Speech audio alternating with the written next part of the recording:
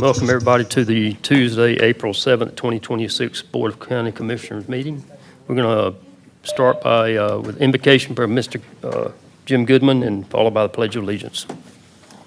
Let us stand and pray, please. Our Father and our God in heaven, we come to Thee in prayer and we thank Thee for the many blessings of life. We thank Thee for the rain. We pray for peace, Father, in this world that's so troubled. We pray for the safety of the combatants. We pray that our enemies may come to the realization that cruelty to humans is not the thing to do. We pray, Father, for the safety of all of those involved. We pray for the safety of our uniformed people who keep us safe here at home. Father, give us wisdom as we consider the things we're going to be considering tonight. And all of these things we ask in Thy name. Amen. Amen. Allegiance to the flag of the United States of America and to the republic for which it stands, one nation, under God, indivisible, with liberty and justice for all.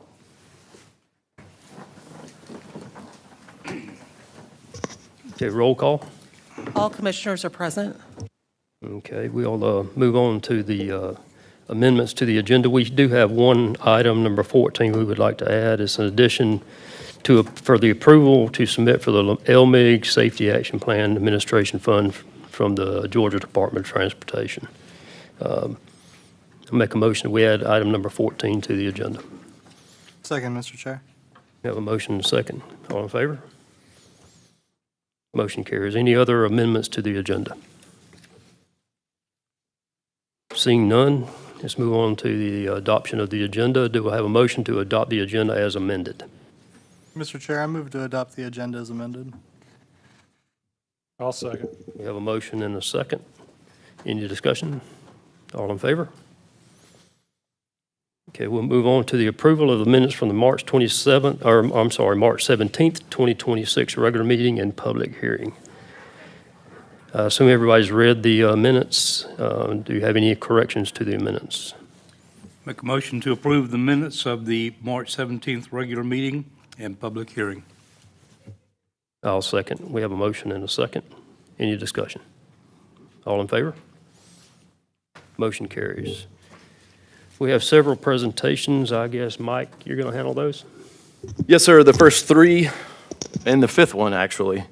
But I have the pleasure tonight, Mr. Chairman, of presenting three individual proclamations for this week and this month.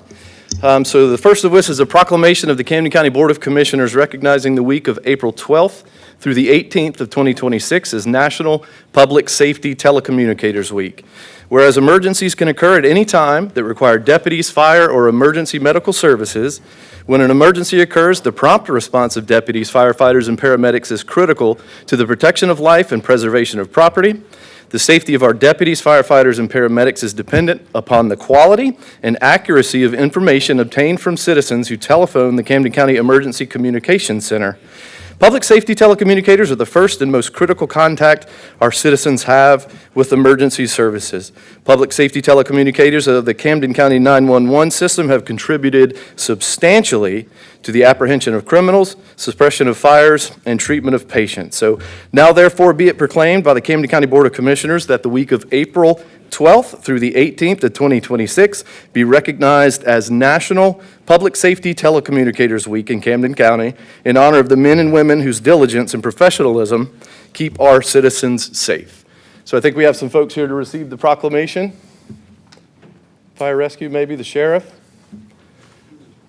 If you guys want to come down and take a picture with him, that'd be fantastic.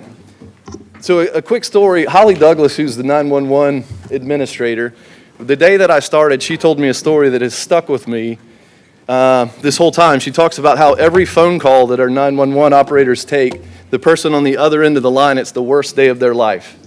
And can you imagine working in that environment? So they're worth every nickel they get. Okay, we're going to need a bunch. 2 rows.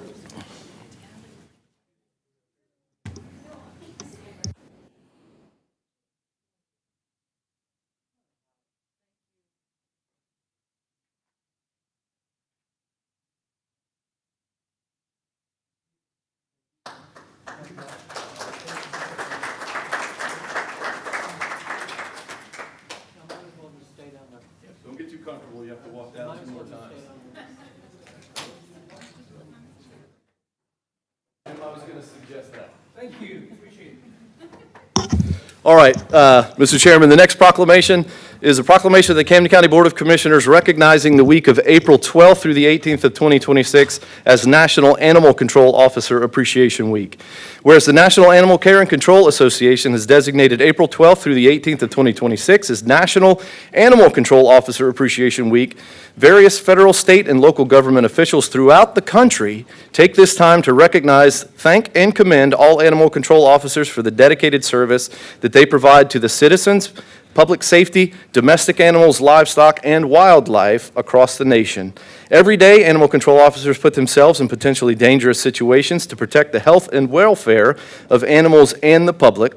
Whereas the Camden County Board of Commissioners recognizes and commends the work done by the officers of the Camden County Animal Control on a daily basis to the citizens of our community, and Camden County recognizes the animal control officers who answer the calls for assistance, capturing roaming and potentially dangerous animals, rescue animals in distress, investigate reports of animal cruelty and neglect, and provide education for pet guardians about responsible pet care. Now therefore be it proclaimed by the Camden County Board of Commissioners the week of April 12th through the 18th, 2026 to be recognized as National Animal Control Officer Appreciation Week throughout Camden County, and we encourage all citizens to express their appreciation for the services of these officers. Proclaim this day, Chairman Robbie Cheek, Camden County Board of Commissioners. So I think Jared Wells is in the stadium tonight. We'll have him come receive this from the board.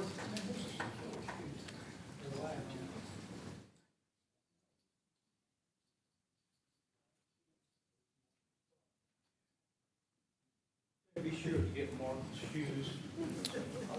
I will do my best.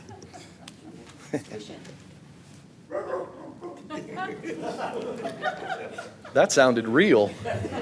And they're done that. Get his mouth too. Mad dog. That's me.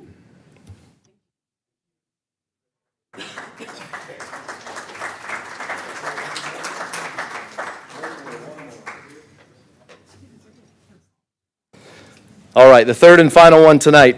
This one is a proclamation of the Camden County Board of Commissioners recognizing the month of April 2026 as National County Government Month. Whereas the nation's 3,069 counties, serving more than 330 million Americans, provide essential services to create healthy, safe, and vibrant communities, counties fulfill a vast range of responsibilities and deliver services that touch nearly every aspect of our residents' lives. Counties, as intergovernmental partners, enact local, state, and federal programs to address the needs of all residents. Camden County and all counties take pride in our responsibility to protect and enhance the health, well-being, and safety of our residents in efficient and cost-effective ways. The nation is celebrating 250 years of independence this year, and counties have a long and rich history of serving residents. Each year since 1991, the National Association of Counties has encouraged counties across the country to elevate awareness of county responsibilities, programs, and services. Now, therefore, be it proclaimed by the Camden County Board of Commissioners that the month of April is recognized as National County Government Month, and encourage all residents, elected officials, and community organizations to join in recognizing and encouraging all county officials, employees, schools, and residents to participate in county government celebration activities. Proclaimed the 7th day of April 2026, Robbie Cheek, Chairman, Camden County Board of Commissioners. Do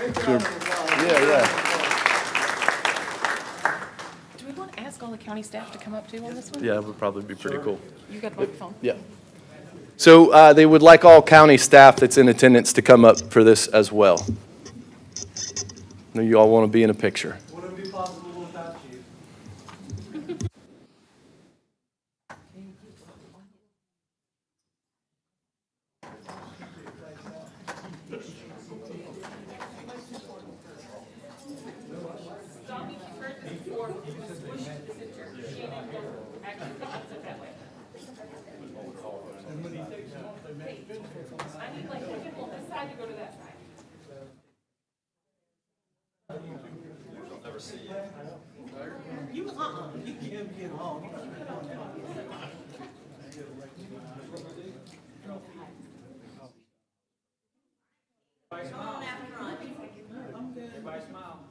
Chica, we can't see you.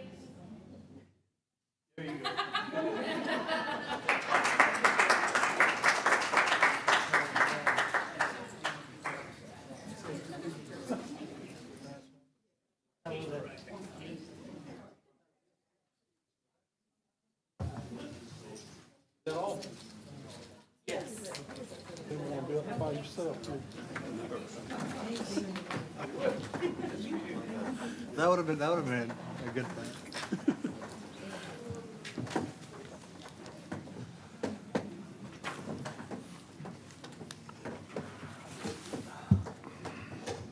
Jared, you're going to give a presentation on the Adopt a Park program.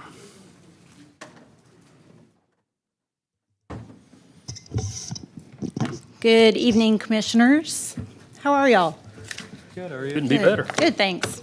Okay, so Jared and I are here to present the Adopt a Park program proposal. You might remember that Commissioner Smith brought up something like this maybe a month ago or so.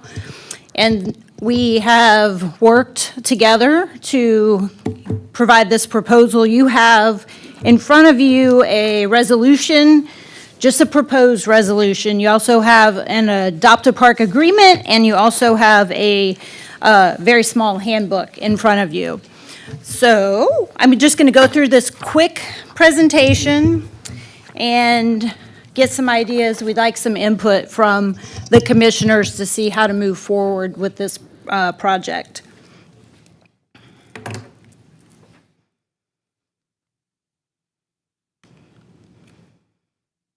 There we go. All right. So this Adopt a Park program establishes the structured partnership between Camden County and community participants to assist in maintaining and enhancing and preserving public parks. This is a good partnership with different groups that we have in our area.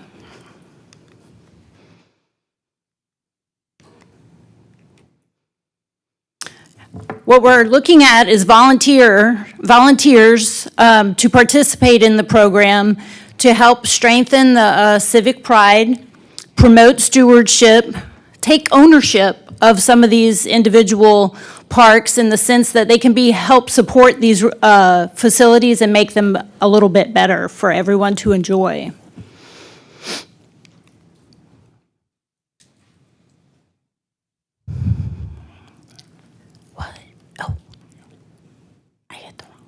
Okay. Beautiful and clean parks are essential to building stronger communities in Camden County. I really believe this. I have a background many years ago in parks and recreation, and I like this idea of Adopt a Park. And it does bring communities together, and it engages our different local groups, church-based or faith-based groups, and Boy Scouts, civic organizations, et cetera, to do some nice things for our park system.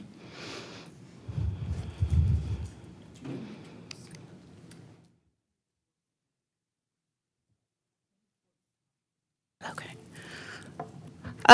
Eligibility, like I just mentioned, here's some groups that we're looking at that could possibly be a volunteer group to adopt a park. So civic organizations, scout troops, schools, youth groups, faith-based organizations, neighborhood associations, maybe HOAs, nonprofit organizations, and local businesses in good standing.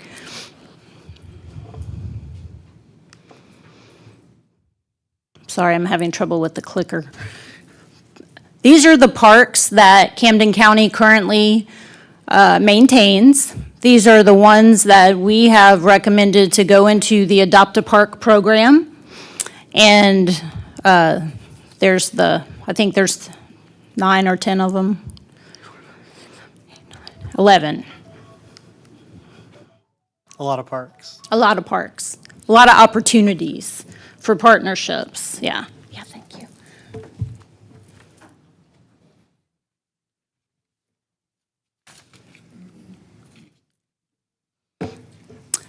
your commitment and activities. So this is a one-year commitment. Minimum, what we're looking at is a minimum of 4 cleanups per year.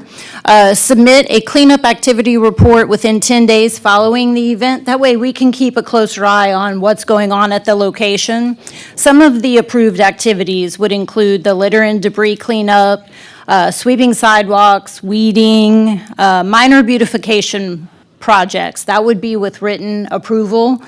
And reporting any vandalism or hazards, anything they see at their particular park that they've taken ownership of that might need a little love.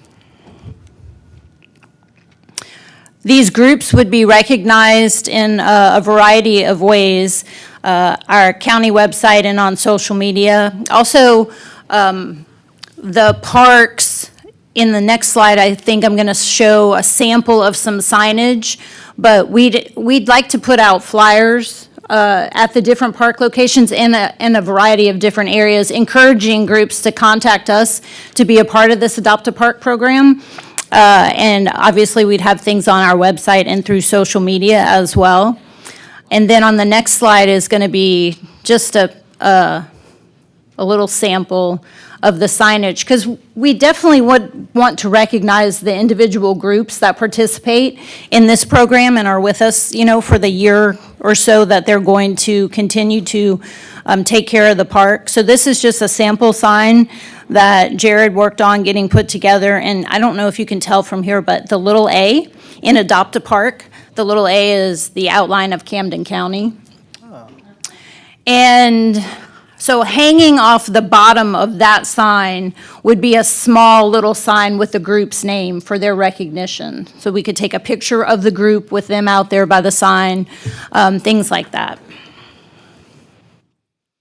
The groups that are interested in this particular program and adopting the park, commissioners, you have in front of you the handbook, and you also have in front of you the agreement. We would need to work on a liability, a waiver, and we also have specific guidelines for the groups when they come out to us. And the bigger groups would have to have insurance as well, but we do recommend only like 6 people. If there's youth involved, just 6 children with 1 adult present. And we would encourage them to set daylight hours only, not to work at night. There's a variety of things that are listed in the agreement that we would pass along to them and have them sign off on. So it's an affordable, I think. The signage is going to be the most expensive thing. And really, I think Jared said less than $400 for 8 signs. So it would be a little bit more than that because we have a few more parks than that involved, but a good way to incorporate civic organization and groups with us to do something better for the county.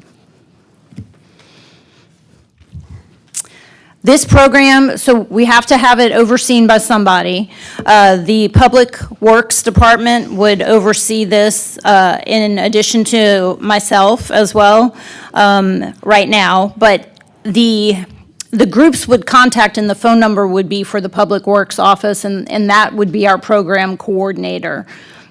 So that's what we're thinking of right now, but we are certainly open to suggestions and ideas from the commissioners to move forward with this. I know there's a difference, between adopting a park and adopting a road.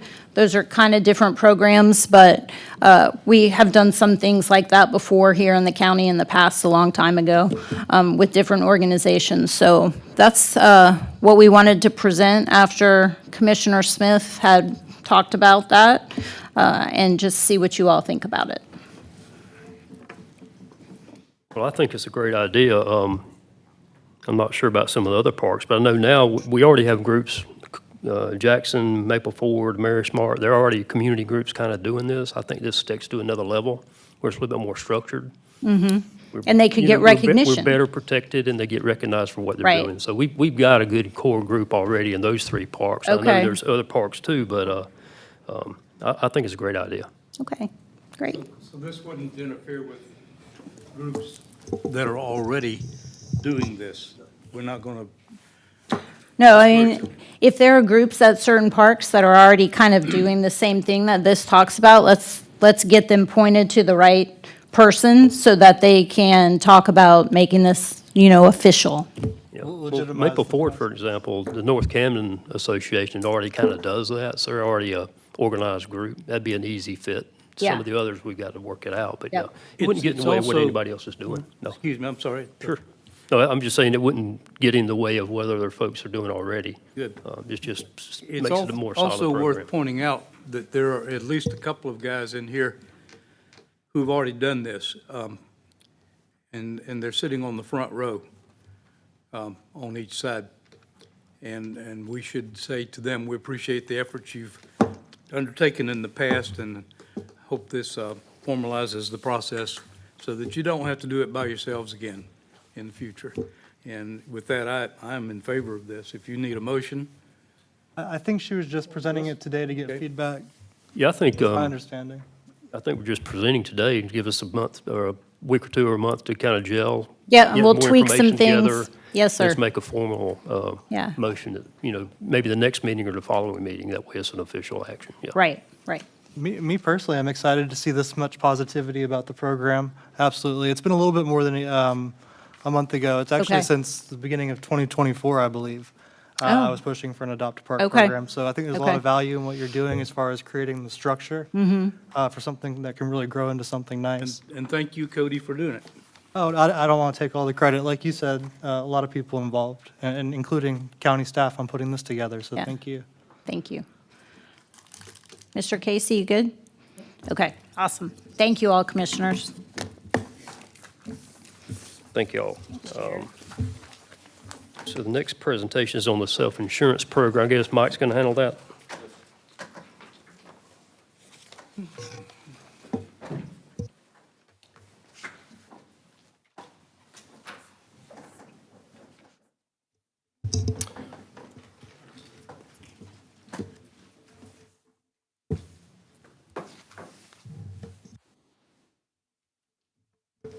Hey, Mr. Chairman, thank you for giving us a couple of minutes tonight. We were asked to just kind of do a presentation, and we've done this periodically before just to show that the fact that the county is self-funded for our medical programs is still the best way for us to go. It's a cost savings for Camden County. I have with me tonight Miss Ashley Tillman. She's a principal and senior account executive for Palmer & Kay out of Savannah. They are our broker for health insurance, medical, stop-loss, ancillary policies, vision and dental, and all that kind of stuff. So she's just here with me if there are questions or if things that she feels like I might need to add here. So let me see if I can figure this out. All right, so just to start here, Camden County's medical program consists of a couple of, 4 different things, actually. So we have the self-funded medical program with Aetna. Aetna is our TPA, or a third-party administrator.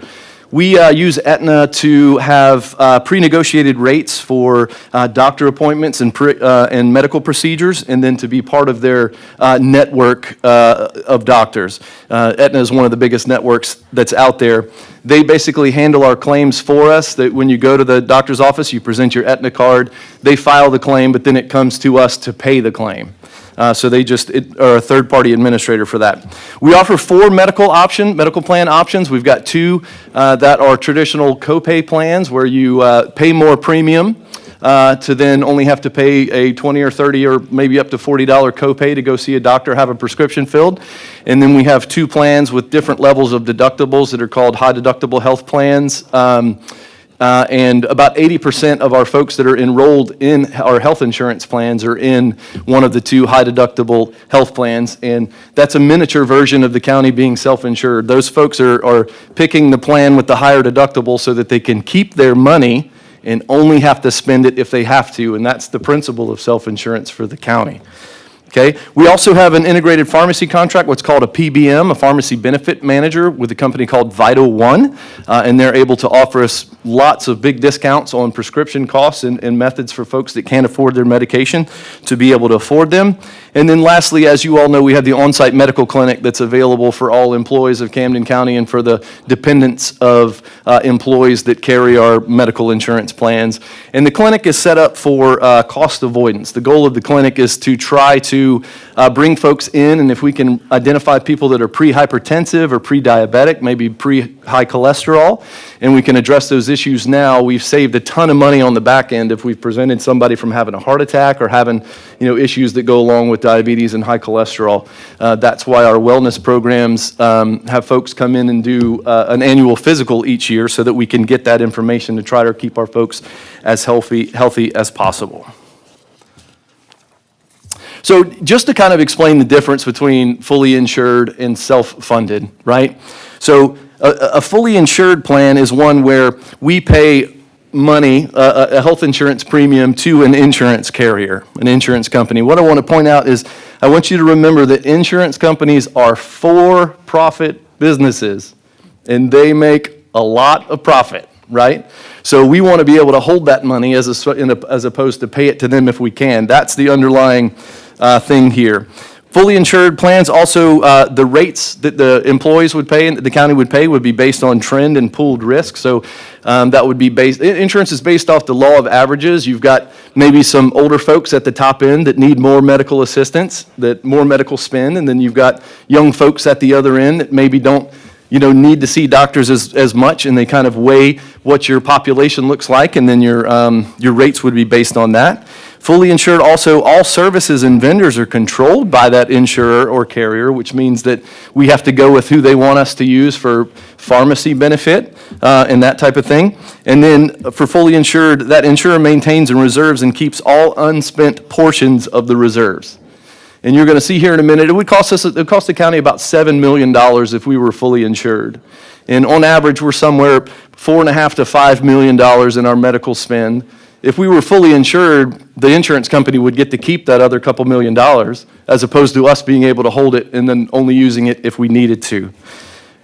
Oppose that to if you're a self-funded group like we are, the employer now assumes the risk up to, and this is important, the individual stop-loss deductible. So we are what's called self-funded, but really what that means is we have a really high deductible. Camden County assumes the risk of the first $125,000 to $150,000 of any medical claim, and then the insurance company picks up and pays anything after that. Does that make sense? So we're essentially have a high deductible on our plans is what we are. The rates are based on claims experience for groups. That's how we determine what the cost is going to be for employers. For self-funded plans, the employer gets to choose the TPA, so we get to choose whether it's going to be Aetna or whether it's going to be Humana or something like that, whichever best suits our needs. And then we have control over the policy design. We can decide what we want to have covered and what we don't want to have covered. And then we can manage the care providers, specifically the pharmacy benefit manager. We can carve that out, which we'll talk a little bit more about in a second. And then lastly, for self-funded, and this is the most important part, this is the brass tacks of the whole thing. When you're self-funded, the employer gets to maintain the reserves of unspent portions. That money gets to be kept by the employer as opposed to paid to an insurance company that's making a ton of money. All right, moving on here to just some of the cost comparisons relative to self-funded plans. Again, a fully insured plan, if you see there, includes about a 3 to 8% profit margin for the insurance company. They're going to make their money. They're a for-profit business. And when you're self-funded, you eliminate that profit margin completely off the top. Any surplus money gets to stay with the employer, with the county. So that's about a 3 to 8% savings. When you have a fully insured plan, you have to pay a state premium tax on that too, to the state of Georgia, which when you're self-funded, you're exempt from the state premium taxes. The cash flow here, so a fixed monthly premium, if you're fully insured, you have to pay that, up to $7 million. There's a chance that depending on who that company is, you may have to pay that $7 million on July 1st for the whole year. Or you might get lucky and pay $3.5 million in July and $3.5 million in January if you pay it twice a year. So that takes a whole lot of money out of the coffers right away. So being self-funded, we eliminate that too.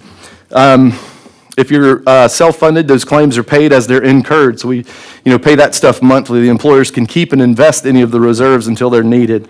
The plan design and management, it's with a fully insured plan, the limited flexibility with the preset plan options for the insurance carrier as opposed to self-funded. We have that flexibility to customize the benefits to what works best for our employees, and we get that pharmacy benefit part. And this is big here too. The last one, claims history data. If we're fully insured, the insurance company owns all the claim data. We don't get information on, are we seeing more claims for folks having cancer, more claims for folks going to the emergency room, or more, we get information on where the money's being spent when we're self-funded, whereas if we're fully insured, you don't get any of that information. And that, again, is how the clinic operates, is by being able to find out where we're spending those claims dollars. The clinic can focus on those areas to try to reduce the medical need for those folks. Can I ask 2 questions before we get Certainly. too far into this? Yeah, there's only a couple more slides. So when the employer retains the earnings, and this is kind of what prompted, I think, me to even ask you to bring this up. Yes, sir. So I see for like an employee, $20,000 is allocated in health coverage. But if someone only goes to the doctor once or twice, you retain, not you, the county The county, retains. that's exactly correct. What do we do with that money? That's kind of my big question. So, if the money's not spent, then the budget comes in under budget, and that money can be used for anything else. To roll over into the next, or? Potentially, but with a self-funded plan, the goal is to, keep the dollars in there so that you might have years where you don't spend a whole lot of money, you don't have a whole lot of medical spend. If you remember a few years ago, we had an employee with dependents that had some pretty severe medical issues, which caused the spend to be a little bit higher, significantly higher actually for that year, but we were able to absorb it because we had the money in the account, in the coffer for the self-funded insurance plans. Now, as I understand it, that money can be invested while it's not being used, and that's what's done with it, as I understand it. That's a finance question, but that's how that works. Does that make sense? I don't know if I It does. explained that properly. And I had a further question about the 4.5 to 7 million in medical spend, as opposed to what? Here, let me go into the next. Slides back. Yeah, sorry, I'm starting to get a little. Well, let me go into the next, actually, Okay. into this slide here. This is the one, this is Camden County, right? So we have 307 employees out of our 307 of our 450 employees that take medical insurance from us. 307 employees equates to about 650 covered lives, because each employee that's covered generally has a spouse or children.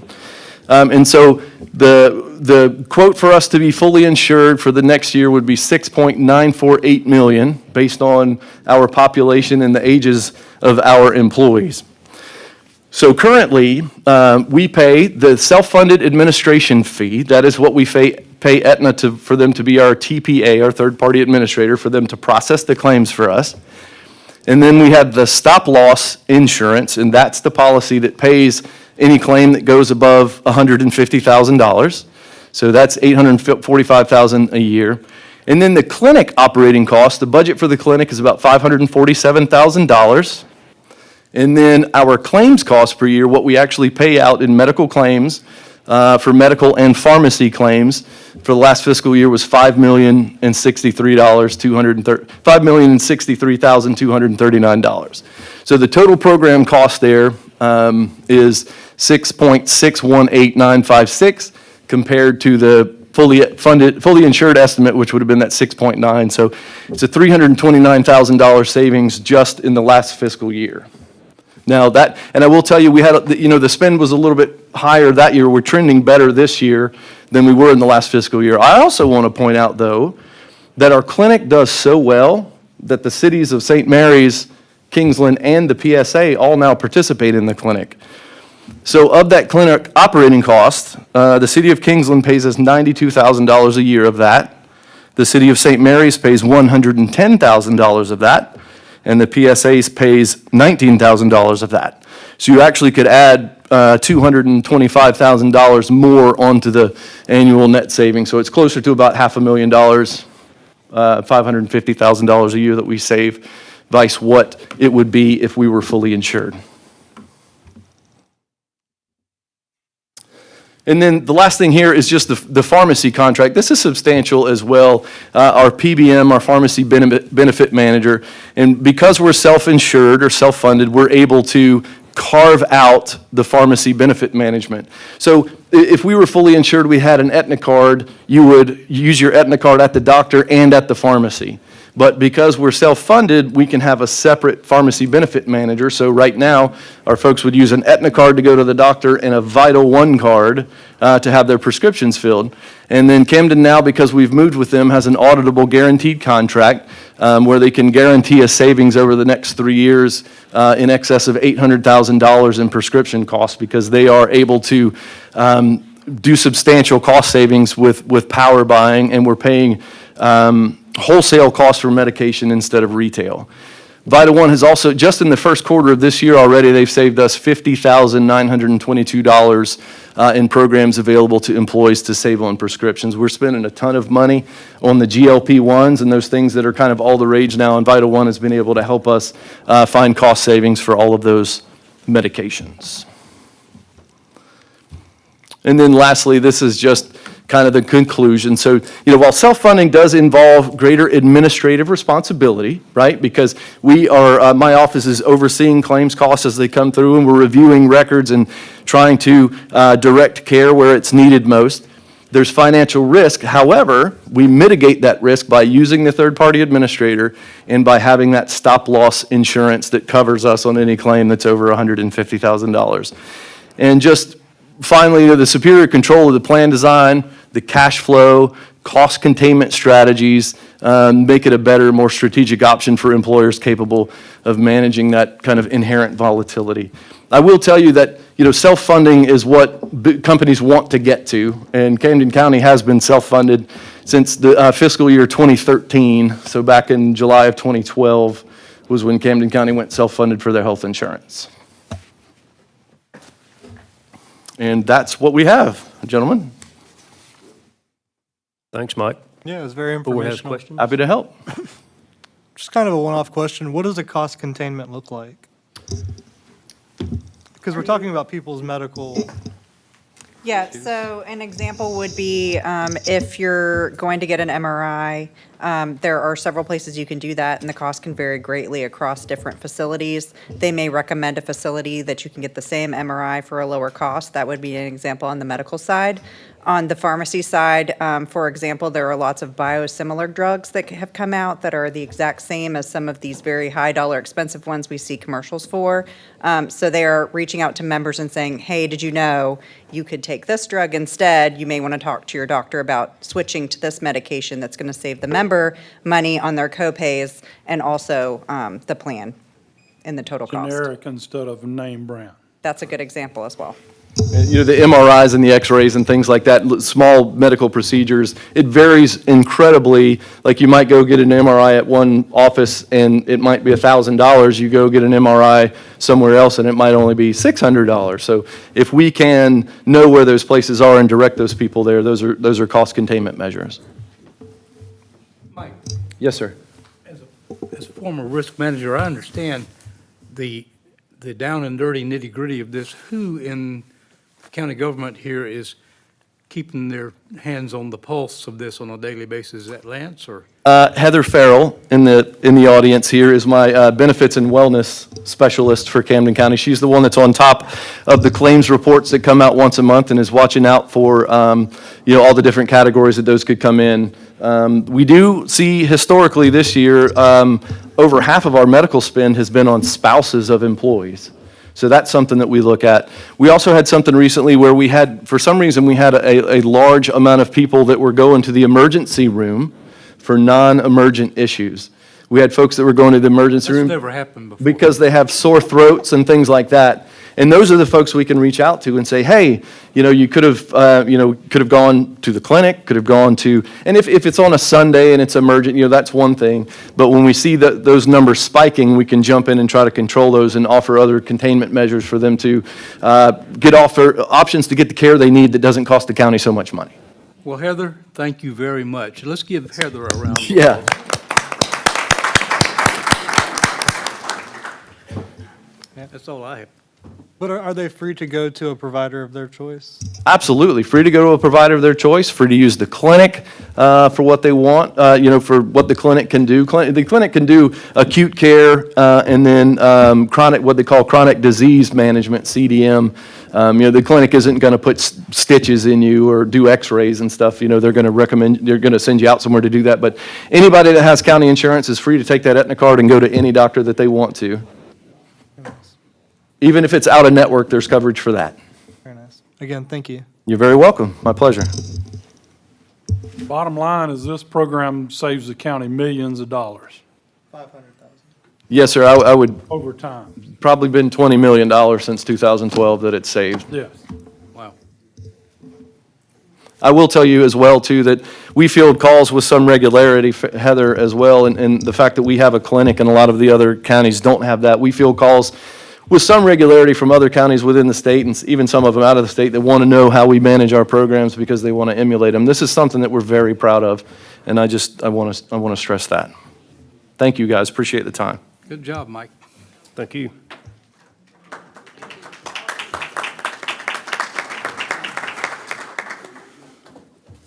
Okay. Now we're going to move to our first public comment section. Anybody has comments regarding items featured on the agenda? Has anybody signed up, Katie? I do have someone for the first. It's Mr. Ricky Manning.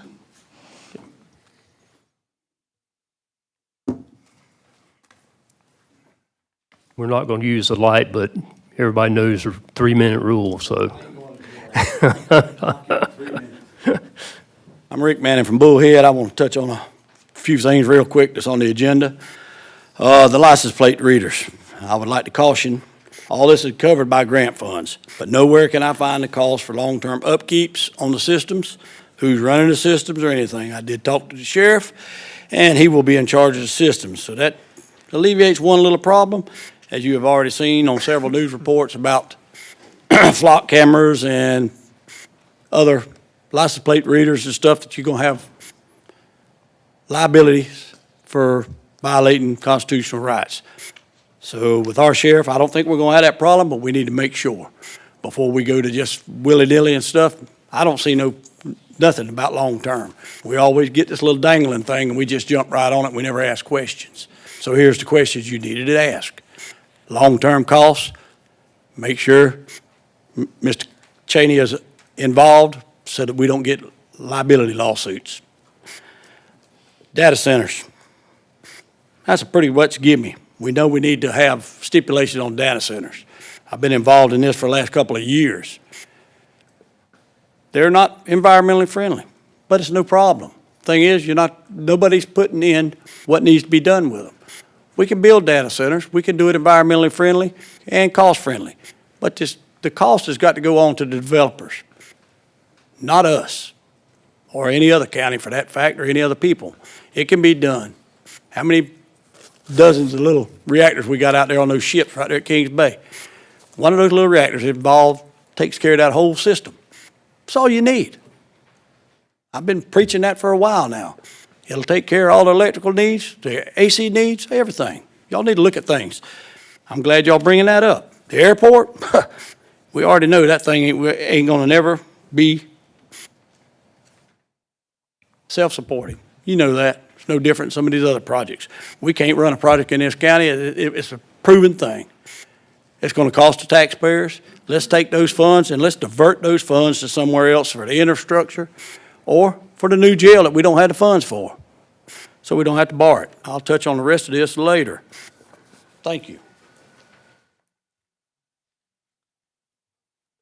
Anybody else? Yes, sir. Spot on 3 minutes, by the way. That was spot on 3 minutes, by the way.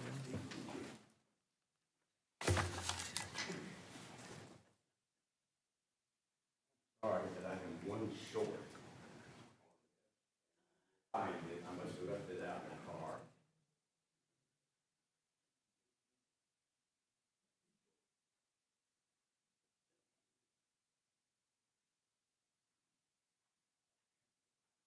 Oh, that's how I'll get you one.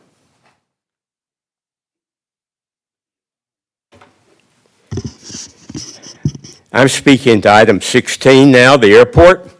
As you embarrassingly recently discovered, 20 years hasn't been enough time for county staff to figure out how to qualify for FAA funding for the replacement airport. The letters from the FAA and Georgia DOT were grotesque, considering that we've been paying not just this county commission, but previous county commissions have been paying, and the city have been paying for up to 20 years to try to figure an airport out. And the letters that are posted now on Camden First and that you'll see attached to the document I gave you should be grotesquely embarrassing to everyone in an official position in the county. Even worse, we all know that there's nobody in this room that can operate an airport.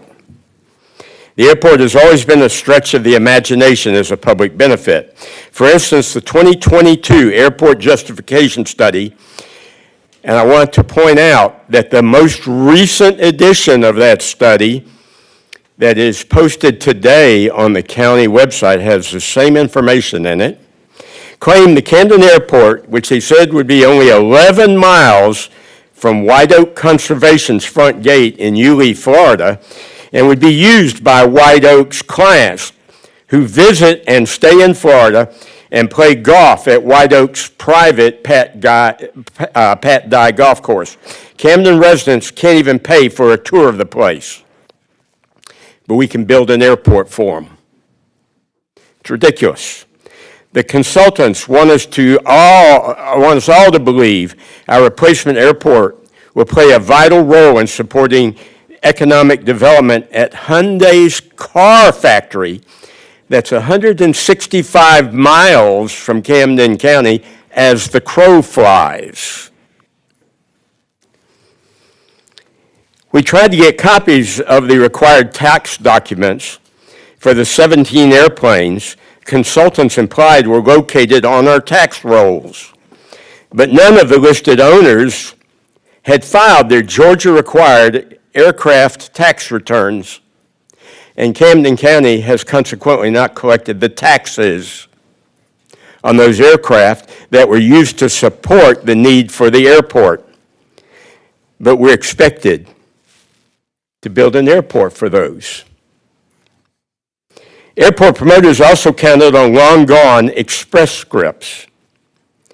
And of course, the Cumberland Inlet project that was supposed to be completed by next year, and we'll be lucky to have contracts for next year that might or might not materialize into something real because nothing has turned out good on the Cumberland Inlet project. And believe me, this is not as embarrassing for you as the forthcoming damage to Camden's small businesses and our reputation brought on by former board decisions about Cumberland Island. I want you to understand there's a momentum outside of the county that's going to put the burden for the problems that occur on Cumberland Island squarely on the back of the Camden County government. Now, most of y'all have never had a vote on that. 2 weeks ago, you declined to vote on it. But the fact of the matter is that it was the Camden County government and the county commission that precipitated the situation that's coming to a head during your term. Now, we're going to fight that at a national level. And there will be very large organizations like the Nature Conservancy on our side. Most importantly, taxpayers will not forgive you for spending even one more dollar on an airport that is simply of no value to 60,000 or more of the 61,000 residents of Camden County. All the wishful thinking doesn't matter. For instance, in the budget for the airport, they're claiming that the insurance costs for each of the 2 employees at the airport will be $4,000.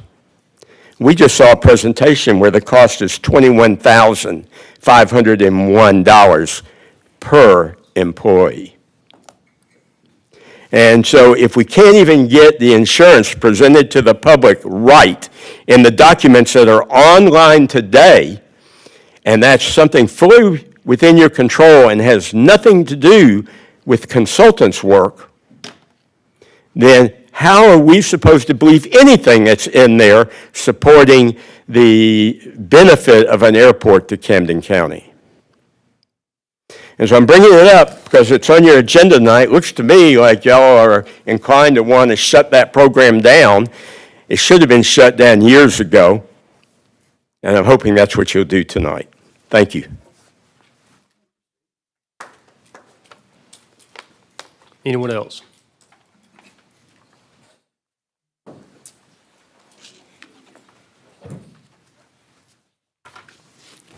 My name is Ben Goff, live at Harriet's Bluff. Mr. Chairman, thank you. Thank you for the addition of the airport continuance to the agenda.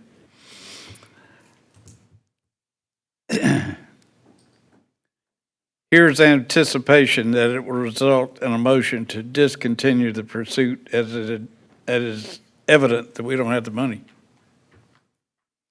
Truthfully, we've been living off SPLOST and area and ARPA funds to purchase a majority of our shiny things in the last few years anyway. Now, most of that is history, and we're left to survive off tax funds. I know there's been a reluctance to poll or to put forth a referendum, so we did our own. There were like 1,600 people that viewed a little poll on the internet, on Facebook, and by and large, the vast majority said no. Now, we were concerned about bots and so forth and people out of the county. I went through every name on there. There's no bots and there's nobody out of the county. I just got a bunch of no's. Again, thank you for putting that on the agenda.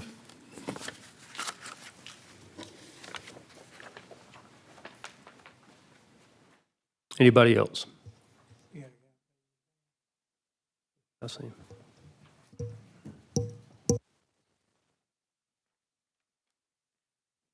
Tom Bischoff from St. Mary's. I got a question about the Agenda 12, the long-range acoustical device.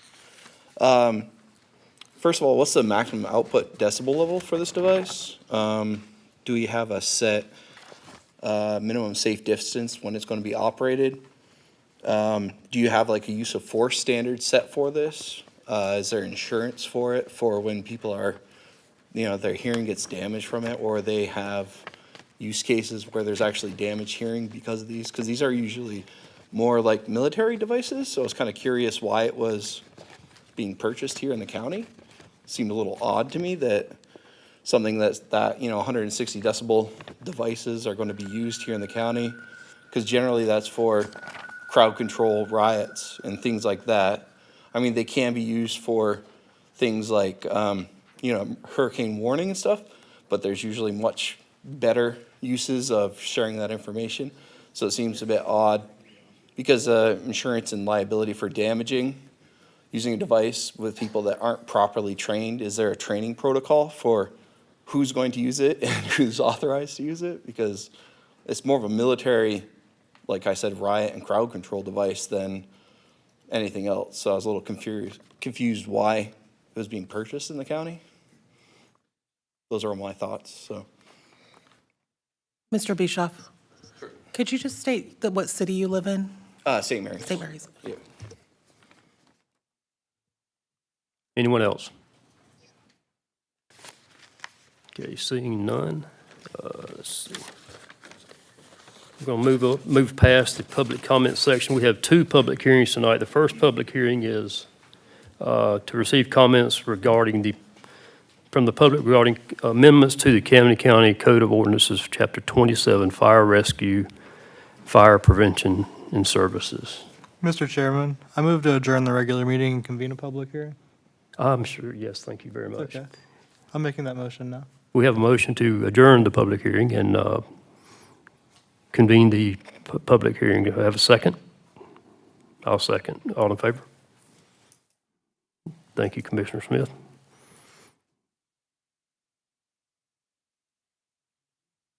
Okay, so good evening, Commissioners. This is the first reading of the proposed amendments to the Fire Rescue Services Ordinance. Our original ordinance was adopted in 2008, and the amendments are to primarily clean up language related to state and national codes that are already enforced throughout the county. We did present this to the Planning Commission roughly a month ago, and they did recommend approval. Here to answer any questions you may have. Thank you. So basically, you're just aligning our current ordinance to follow the IFC guidelines. So you don't have to come back to us for changes every so often, correct? Yes, sir, that's correct. It's really just to clean up the language to where, as the state and national codes that we already enforce update every 3 to 5 years, we took out some of the language that would cause us to come up before the board. Yes, sir. So this just kind of, yes, sir, just keeps us in line with what we're currently doing. Okay, thank you. So this is a public hearing. Does anybody have any comment? You seeing none, we make a motion to adjourn public hearing number 1. Have a motion? Make a motion to adjourn public hearing number 1. I'll second.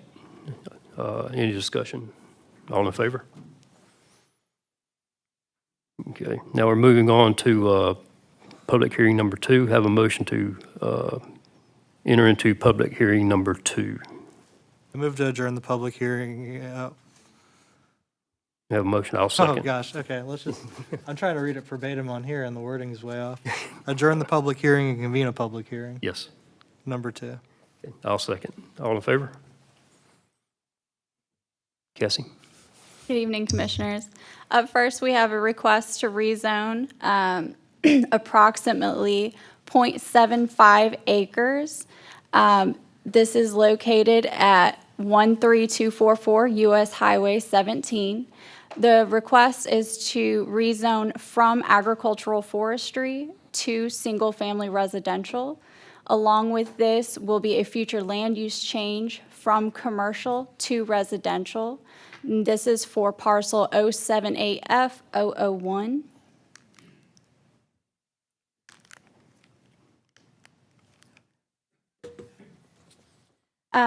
The applicant is requesting to rezone in order to recombine parcels 078F001 and 078F001A. And okay, there we go. This would make the total acreage 1.21 acres. Here is a outline. The blue is the proposed parcel to be rezoned. The outline in red is what they would like to combine it with. And here is a copy of the plat that they have submitted to our office. And Planning Commission does recommend approval on this item. Okay.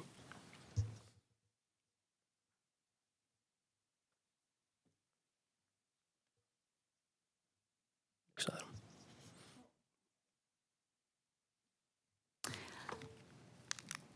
Up next, we have a request to rezone approximately 1.21 acres from agricultural forestry to residential single-family. Along with this will be a future land use change from commercial to residential. And this will be for parcel 078F001A off US Highway 17. The applicant is requesting the rezone in order to recombine parcels 078F001 and 078F001A, making the total acreage 1.21 acres. The outlined parcel in blue is the proposed rezone, and the outlined parcel in red is what they would like to recombine. Again, is a copy of the plat that was submitted to our office. Planning Commission recommends approval on this item as well. Okay, is anybody here in favor of this item and the previous item since they're connected? Anybody in favor? Anybody want to speak against? Okay, seeing none. Okay, And lastly, we have a special use request. This is to allow a second dwelling to be constructed in a single-family residential zoning. This will be located at Griffin Bluff Road at 108033L. The future land use is residential. The applicant is requesting to allow a second dwelling to be constructed in the R1 zoning. Currently, R1 zonings are restricted to only one principal residence on any one lot. The Department of Health has given their approval on this request. This is the parcel in question. This is the proposed site plan that was submitted to our office, how it will be laid out with both dwellings. And the Planning Commission has recommended approval on this item as well. Would anybody like to speak in favor of this item? Yes, ma'am, come up. State your name and address, please. My name is Maya Stansel. I am the owner of the property. My address that I live at is 11698 Thornapple Drive in Jacksonville, Florida. I just want to let y'all know this is a generational arrangement. This is the second dwelling is more of a guest house, so my mother can live with us when she's down here the 6 to 8 months out of the year that she's in this side of the country. This was not intended to be a rental property or anything. It is purely generational aging in place living. I just wanted to make that clear. Thank you. Anybody want to speak in opposition? Seeing none. Entertain a motion to adjourn the public hearing and reconvene the regular meeting. So move, Mr. Chairman. Second. We have a motion and a second. Discussion? All in favor? Motion carries. So we got item number 1. Item number 1, we have a request to rezone approximately 0.75 acres from agricultural forestry to single-family residential. Along with this will be a future land use change from commercial to residential. The property is, the property is 078F001 and located at 13244 US Highway 17, and the Planning Commission recommends approval on this. Okay, I'll make a motion to approve. Second, Mr. Chairman. We have a motion and a second. Any discussion? All in favor? Motion carries. Up next, we have another request to rezone approximately 0.46 acres from agricultural forestry to single-family residential. Along with this will be a future land use change from commercial to residential. This is to recombine parcels 078F001 and 001A. This will be parcel 078F001A, and Planning Commission recommends approval. Okay, I'll make a motion to approve. Second, Mr. Chairman. We have a motion and a second. Any discussion? All in favor? Motion carries. Lastly, we have a special use request to allow a second dwelling to be constructed in a single-family residential zoning. Property is located at 018033L on Griffin Bluff Road. It's approximately 0.75 acres, and the future land use is residential. Planning Commission recommends approval on this.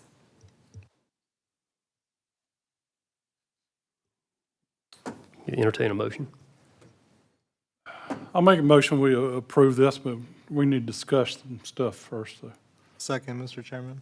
We have a motion and a second. Discussion?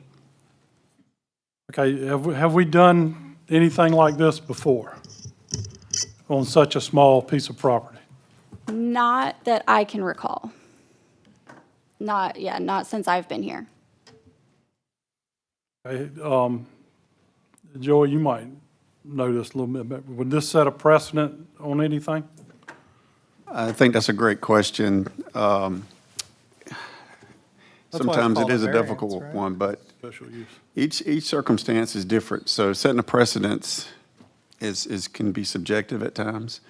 But with the health department approving this with only one septic tank, I think that's the reason why our Cassie has approved this. But when it comes to precedence, each circumstance is different. But it is a great question. I mean, it really is. It is such a small parcel. Well, you don't want to set a precedence where somebody's got a small parcel and they got a mobile home on it, then they want to put in another mobile home on 2 mobile homes on a half acre. Yeah, but this is a special use, so. What's the square footage on that cottage? I mean, it looks like it fits. Doesn't look any Well, bigger than like a shed. You got to remember also that the septic tanks are based on bedrooms, not Yes, sir. anything else. It's basically how many bedrooms you got. With it being a 1-bedroom house, I don't really have a problem with it. But if somebody was to do 2 houses with, multiple bedrooms, that could be an issue. To answer your question, Commissioner Smith, it's 958 square feet total. But then again, the septic system is based on number Right, of bedrooms. bedrooms. And that, in this case, that would be number of bedrooms in that house plus the main house. So, Basically, this is a mother-in-law suite, right? Yes, sir. Is it attached or detached? It's detached. Okay.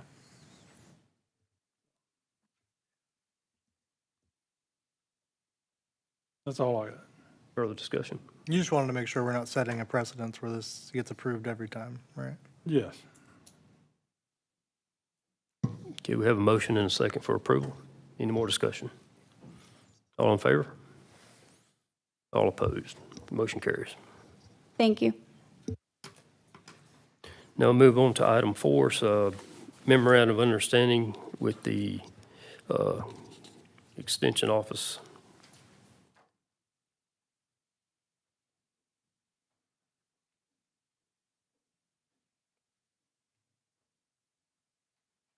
Good afternoon. I just was here in case you guys had questions about the financial agreement.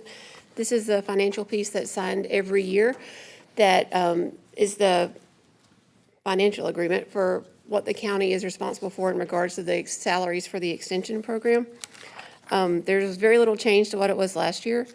The ag agent's salary was moved to the new minimum as required by the University of Georgia, and the admin salary was also moved up to that. We did not ask for a change on the educator salary, considering that position is vacant, so they would start new when they started.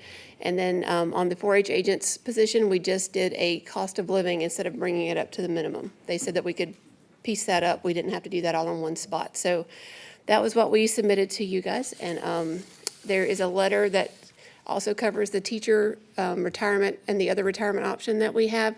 The increases that the state sets, we don't have any control over that.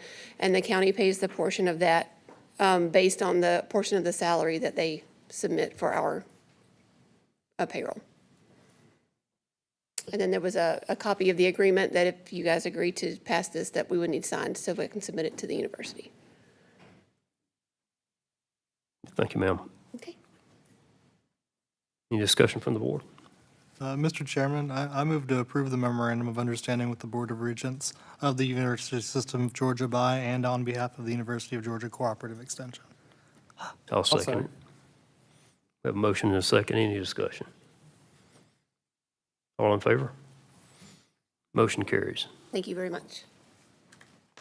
We'll move down to item 5. Number 5 is I'm going to make a motion that we waive the first reading of the amendment to the Camden County Code of Ordinances, Chapter 7, Fire Rescue, Fire Prevention and Services.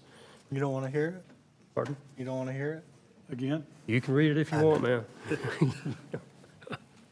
I'll second your motion, Mr. Chairman. So we have a motion and a second to waive the first reading. Any discussion? All in favor? Motion carries. Item number 6 is Fire and Emergency Medical Services Mutual Aid Agreement with Charlton County. I was wondering how he got away with not having to come back up here. Good evening, Commissioners. I wanted to bring for you the Fire and Emergency Medical Services Mutual Aid Agreement with Charlton County. They have recently combined fire and emergency medical services into one entity. So we have completed the mutual aid agreement at this time and would like your approval for this. Normally, they're done separately, fire separate from the EMS, but they've actually brought the two entities together. This is something we do often. It's just, Every 2 years. yes, sir. And this mutual aid agreement will be done for 2 years or until both parties agree to eliminate the contract. And with the Charlton County Fire not long ago, this was an active agreement. Yes, and we do a lot of EMS service with them, Okay. the EMS portion too. It goes both ways. Okay, I'll make a motion to approve. Second. We have a motion and a second. Any discussion? All in favor? Motion carries. No. Item number 7 is a bid award for the Joint Comprehensive Transportation Plan. Kelsey. Good evening, Commissioners. This agenda item is for your consideration to approve the contract with Goodwin Mills Kaywood for the Joint Comprehensive Transportation Plan. Developing a Joint Comprehensive Transportation Plan is a strategic plan initiative. Camden County was awarded the RAISE grant to cover the cost of the transportation plan. Purchasing issued an RFP and received 3 responses. Of the 3 responses, GMC was the most responsive and responsible proposer that met all requirements. Staff recommends approval to award the contract to GMC. Thank you. I'll make a motion to approve. Second. We have a motion and a second. Discussion?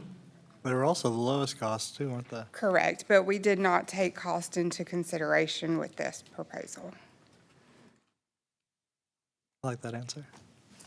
Okay, we have a motion and a second. Any further discussion? All in favor? Thank you. Motion carries. Before we move into Julie's items, I make a motion that we take a 5-minute convalescent break. Second, Mr. Chairman. We have a motion and a second. We'll be back in 5 minutes.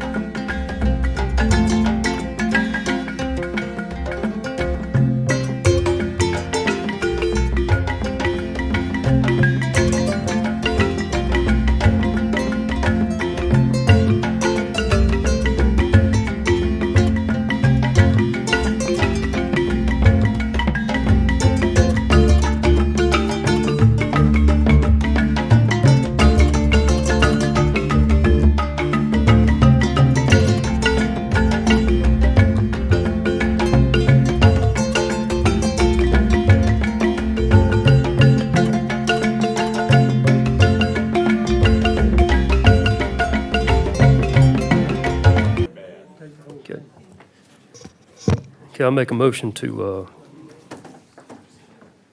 reconvene the regular meeting. Second. Have a motion and a second. All in favor? With gratitude.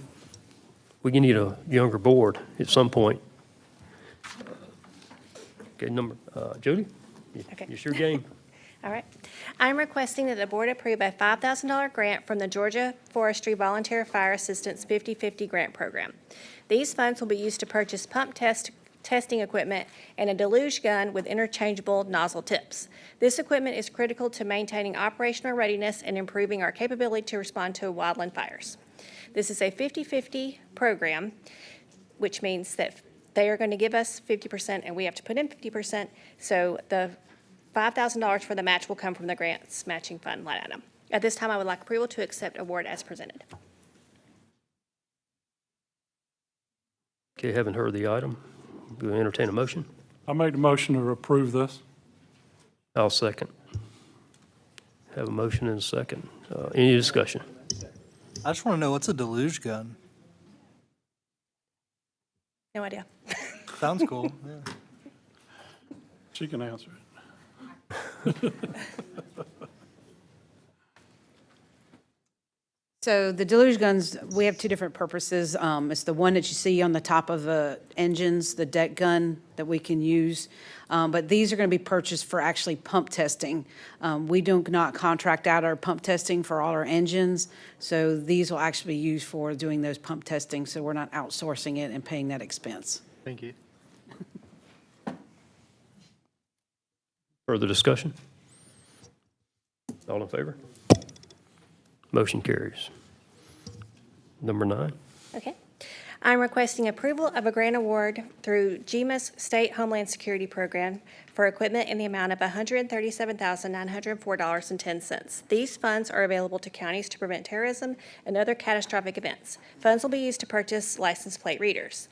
This equipment will strengthen the county's capability in screening, search, and detection while improving operational coordination during planned and emergency operations. No matching funds are required for this project. At this time, I would like approval to accept grant award as presented. I move to approve item number, oh, sorry, I probably should have waited for you to ask, but I make a motion to approve this item, Mr. Chairman. We have a motion for approval. Second. Have a motion and a second. Discussion? All in favor? Motion carries. Thank you. I'm requesting approval of a grant award through GEMA State Homeland Security Program for equipment in the amount of $76,003.50. These funds are available to counties to prevent terrorism and catastrophic events. These funds will be used to purchase portable radios. This equipment provides a cache of radios to EMA to ensure reliable real-time coordination during multi-jurisdictional operations, maritime incidents, and domestic terrorism responses. Sorry.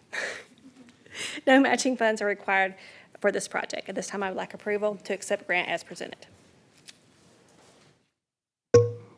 Okay, do I hear a motion? I move to approve this grant award. Second. We have a motion and a second. Any discussion? All in favor? Motion carries. Thank you. I'm requesting approval of a grant award through GEMA's Hazard Mitigation Grant Program for equipment in the amount of $135,229.18. These funds are available as a statewide declaration based on the COVID-19 pandemic. Funds will be used to purchase variable message signs and long-range acoustical device. The county is responsible for 6% of matching funds totaling $8,113.75 that will be covered through the grant matching funds. Also, GEMA will provide $2,526 in management costs that can be used to cover a portion of my salary. At this time, I would like approval to accept grant award as presented. I move to approve with discussion. We have a motion. Second. We have a motion and a second. Discussion? Mr. Chuck, I want to ask you about this LRAD, LRAD. So long-range acoustical device, we've been using them for about 5 years in Camden County. but you wouldn't know it because you haven't heard it. So the technology is very effective, and what it does is, if you think about the old school bullhorn, you might remember from high school with the principal, right? Very unintelligible, very static laden, very non-directional sound coming from the speaker. The way LRAD is designed from a technology standpoint is it directionalizes. I want you to think of a straight line with a rifle, 15 degrees to the right and 15 degrees to the left, so that's a 30-degree bite as it extends out to provide intelligible voice hundreds of yards out. And I'll give you a direct application for that. You get a fire in a large apartment complex here in Kingsland, St. Mary's, and we know that cellular goes down, internet goes down, but when people are sleeping, and a lot of people will silence alerts, how do you alert them to start evacuating because this complex is on fire? LRAD is one of those technologies that you sit back, stand off, set it on the vehicle, you hit the alert tone, and then you talk directly to them, providing very crisp, clean, intelligible voice to what you want them to do. We've used it in silver alerts, Alzheimer patients, somebody wanders off in a wood line. It's just a very effective technology to be able to take your voice and push it where you need it to get the results that you want from the person that is receiving that signal. No. No. Thank you. No, sir. Am I up? Okay, we have a motion and a second. Any further discussion? All in favor? Motion carries. Do we have to?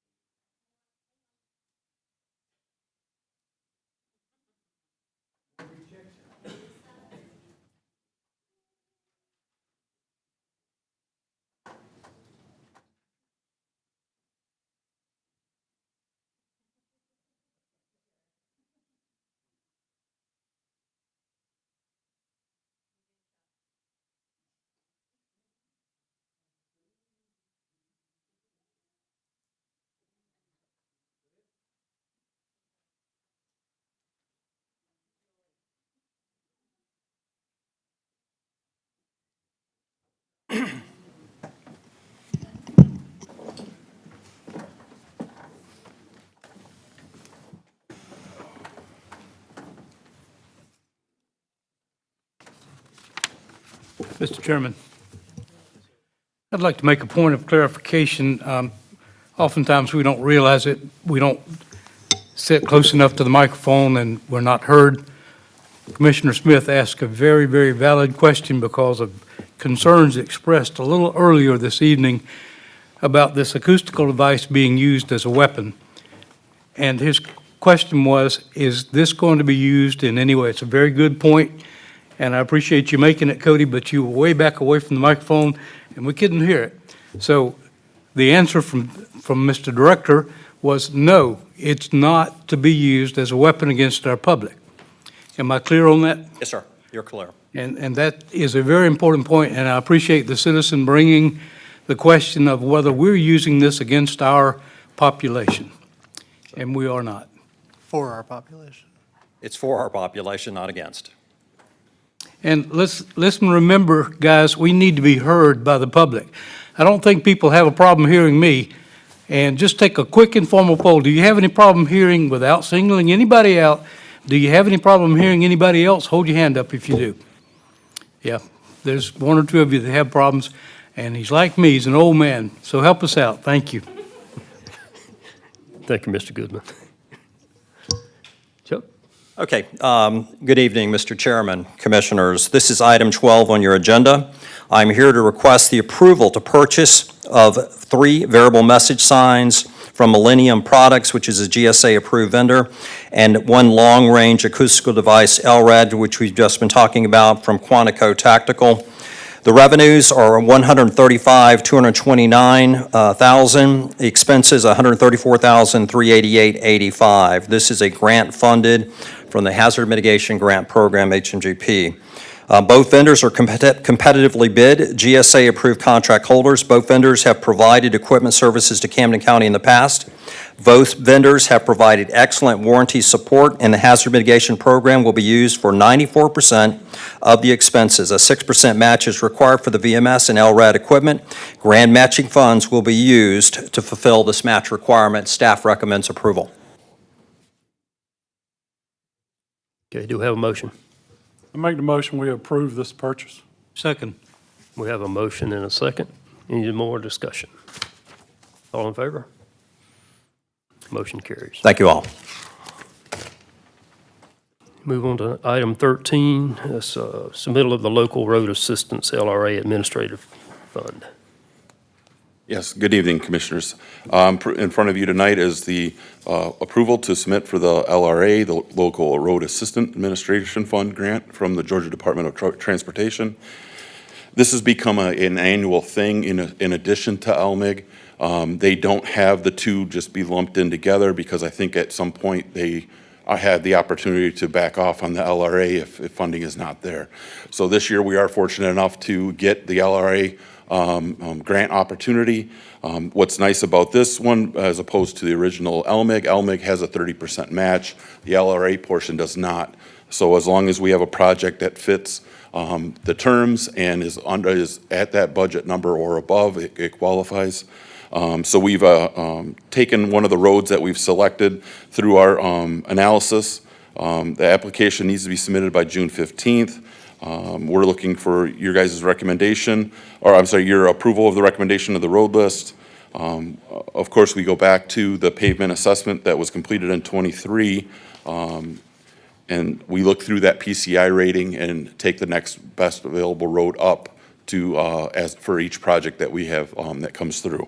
So as funding comes available, we take the next, I shouldn't say best road, we take the best road that fits the needs to be improved. So the best worst road in the county. Additional SPLOST funds will be requested in order to continue with the initiative. So I looked at an estimated $600,000 for the project that we estimated. It puts, the grant is for $584,801.51.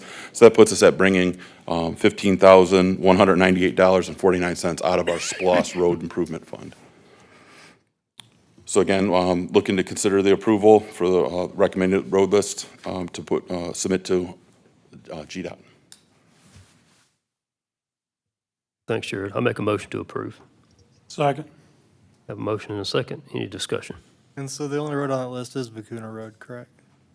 So it's going to play in more with the projects that we have ongoing. So it's Vicuna Road. There's one section remaining that we haven't done. We've improved 2 ends of the section. This will tie in the middle, the larger portion of the road. The road will then be completely redone within the last year, and then it'll work in line with the second approval here that I have in front of you with the SAP grant. Gotcha, thank you. Any further discussion? All in favor? Motion carries. All right, with that being said, we've been waiting for our turn on, or our bite at the apple on the SAP grant this year. We were just notified yesterday that there are some funds available for us. SAP grant is the Safety Action Plan. It's another subsidiary of the LMIG program.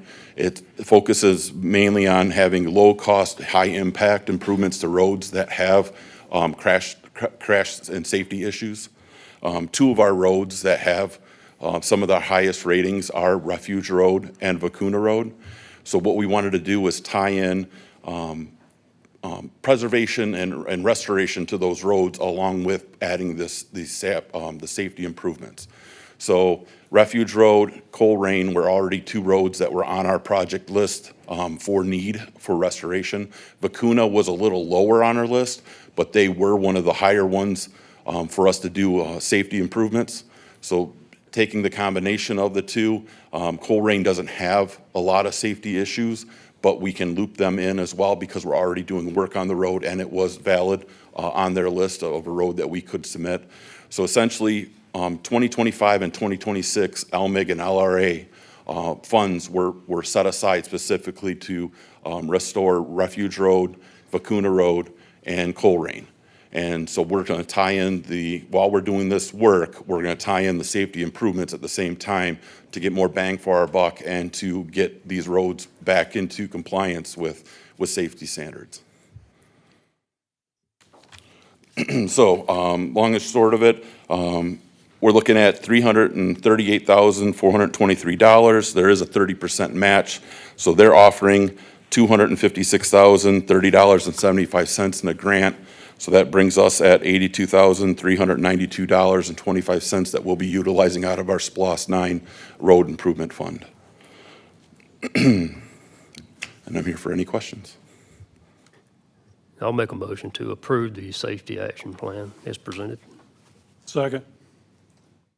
Have a motion and a second. Discussion? I just want to make it clear for the voters in my district that these are specifically unincorporated roads, correct? Roads in unincorporated Camden County? They are, yes. Okay. Because when we talk about like intersections that have a lot of accidents, I would think of Laurel Island and Correct, Mining. correct. So these are unincorporated roads, correct. Thank you. Unincorporated roads that are maintained by the county only. Now, if it's in the city, that's Oh, the absolutely. city's That's- problem. Yep. That's why I'm And- making and- it clear. And obviously, we have a lot of state and highways that go through our county. So yes, there's a lot that are under our umbrella of maintenance. Plate of spaghetti of jurisdictions, right? It is at times. And the funds, a lot of the funds that we use for unincorporated area is paid directly by the unincorporated people. The people that are in the cities do not pay those taxes that fund these items in the unincorporated area. I understood that. I was making it clear for the public that No we're worries. not ignoring all the concerns out No, in I other mean, areas. We can only work with A what we prime can. example would be, Laurel Island, or I'm sorry, Laurel Park and Winding Road, right? Big accident intersection. It isn't under the county's jurisdiction, but I get calls weekly on people wanting to know what's happening there and why aren't we taking care of, improving that road. People just don't understand there's different jurisdictions that intertwine. Right. Thank Yep, you. No problems. Okay, we have a motion and a second. Any further discussion? All in favor? Thank you, gentlemen. Thank you, Jared. Move on to item 15, discussion of a resolution by the Board of Commissioners to put a temporary moratorium on data centers. I'll make a motion that I guess it's appropriate. I make a motion that we discuss the temporary moratorium on data centers. Sounds like a good motion. I'll second. Yeah, we have a motion and a second. It's open for discussion. So you don't want to vote on this or anything? Well, I think that I'm not against the moratorium. We just got to be careful from a legal perspective. Well, what we my actually question do. is, why isn't the planning commission handling this first? Have they put one together? I'll go ahead and I'll speak on this because I'm the one who put this draft together. It was brought to our attention as a board that our Joint Development Authority, an entity that we fund, had entertained not one, but 2 data centers. There was Project Apex, allegedly, but confirmed was Project Produce. It was reported on in the paper. So I don't think this is something that we want to be behind on, especially because they're obviously they're being entertained all around us. And there's all sorts of environmental concerns and resource concerns. So I put a draft together. I submitted it to the board to discuss as per the chairman's motion. And I think that's a great idea, Ben. If we want to get this in front of the planning commission, I think that's a great idea. But full disclosure, I'm the one that brought it forward, so I don't want you to think. anyone was trying to step around. I was just trying to introduce it to the board for discussion, and if you think it needs to go to planning, I think that's a great idea. Well, you know, that is their job in a way. But from my understanding, these data centers were, they approached the city of Kingsland. We have no jurisdiction what happens inside the city limits of Kingsland. So if somebody wants to come in and put a data center in the city of Kingsland, the county really can't stop it. I would certainly hope the city of Kingsland would follow suit. And this is to protect unincorporated Camden County, absolutely. If you take a look at the the resolution for the moratorium, it specifically states, actually, since I didn't have it in front of me, it specifically states to give staff and the planning and zoning department time to formulate what those regulations would be. That's actually the specific verbiage in that, if you had taken a look at it. But Well, one thing that the planning department is doing, they're putting an ordinance package together strictly for data centers. Working on that now. We don't have it tonight, but they're working on an ordinance to further protect us through an ordinance through the planning commission to bring to us.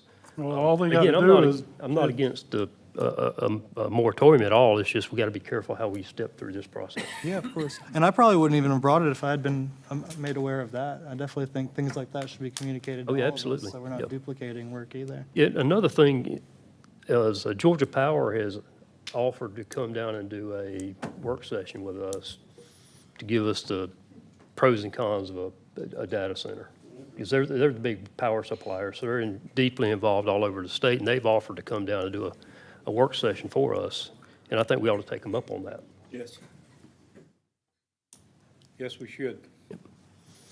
And maybe as part of the work session, we incorporate the ordinance that we're putting together, so make it one package. And again, I'm not against a temporary moratorium. We just got to be very careful how we step forward. Well, keep in mind, like, it's not a decision, we didn't, up here, we didn't decide to bring a data center into Camden County, but it was brought to our attention that the Joint Development Authority actively was. So, you know, with all these code names and not really knowing what they're working on, I think this is just a way to protect Yep. the citizens in unincorporated Camden County. And again, like I said, the verbiage specifically directs planning and zoning to formulate those ordinances, which it sounds Well, like they're already maybe- working on.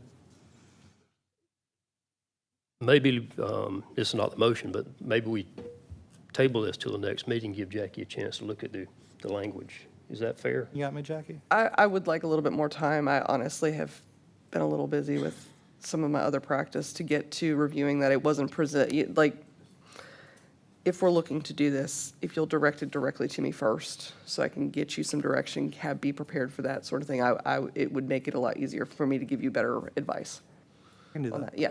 There was a couple of things in your ordinance that kind of struck me. Is one thing, the unincorporated county, we don't have a water source big enough, and we don't even have a way to get rid of the wastewater. We don't have a treatment plant.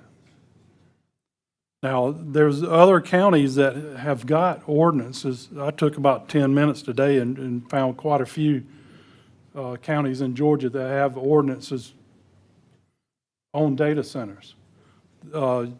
Georgia Tech has got a good website that provides a lot of those ordinances as well, and other data that's involved. But one thing that you got to think about with a data center, you know, everybody's talking about the cooling water and stuff like that.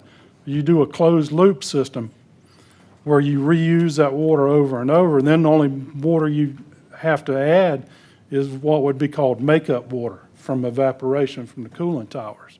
There's other ways. That sounds like something you that can should do be it. in our ordinance, absolutely. Oh, yeah.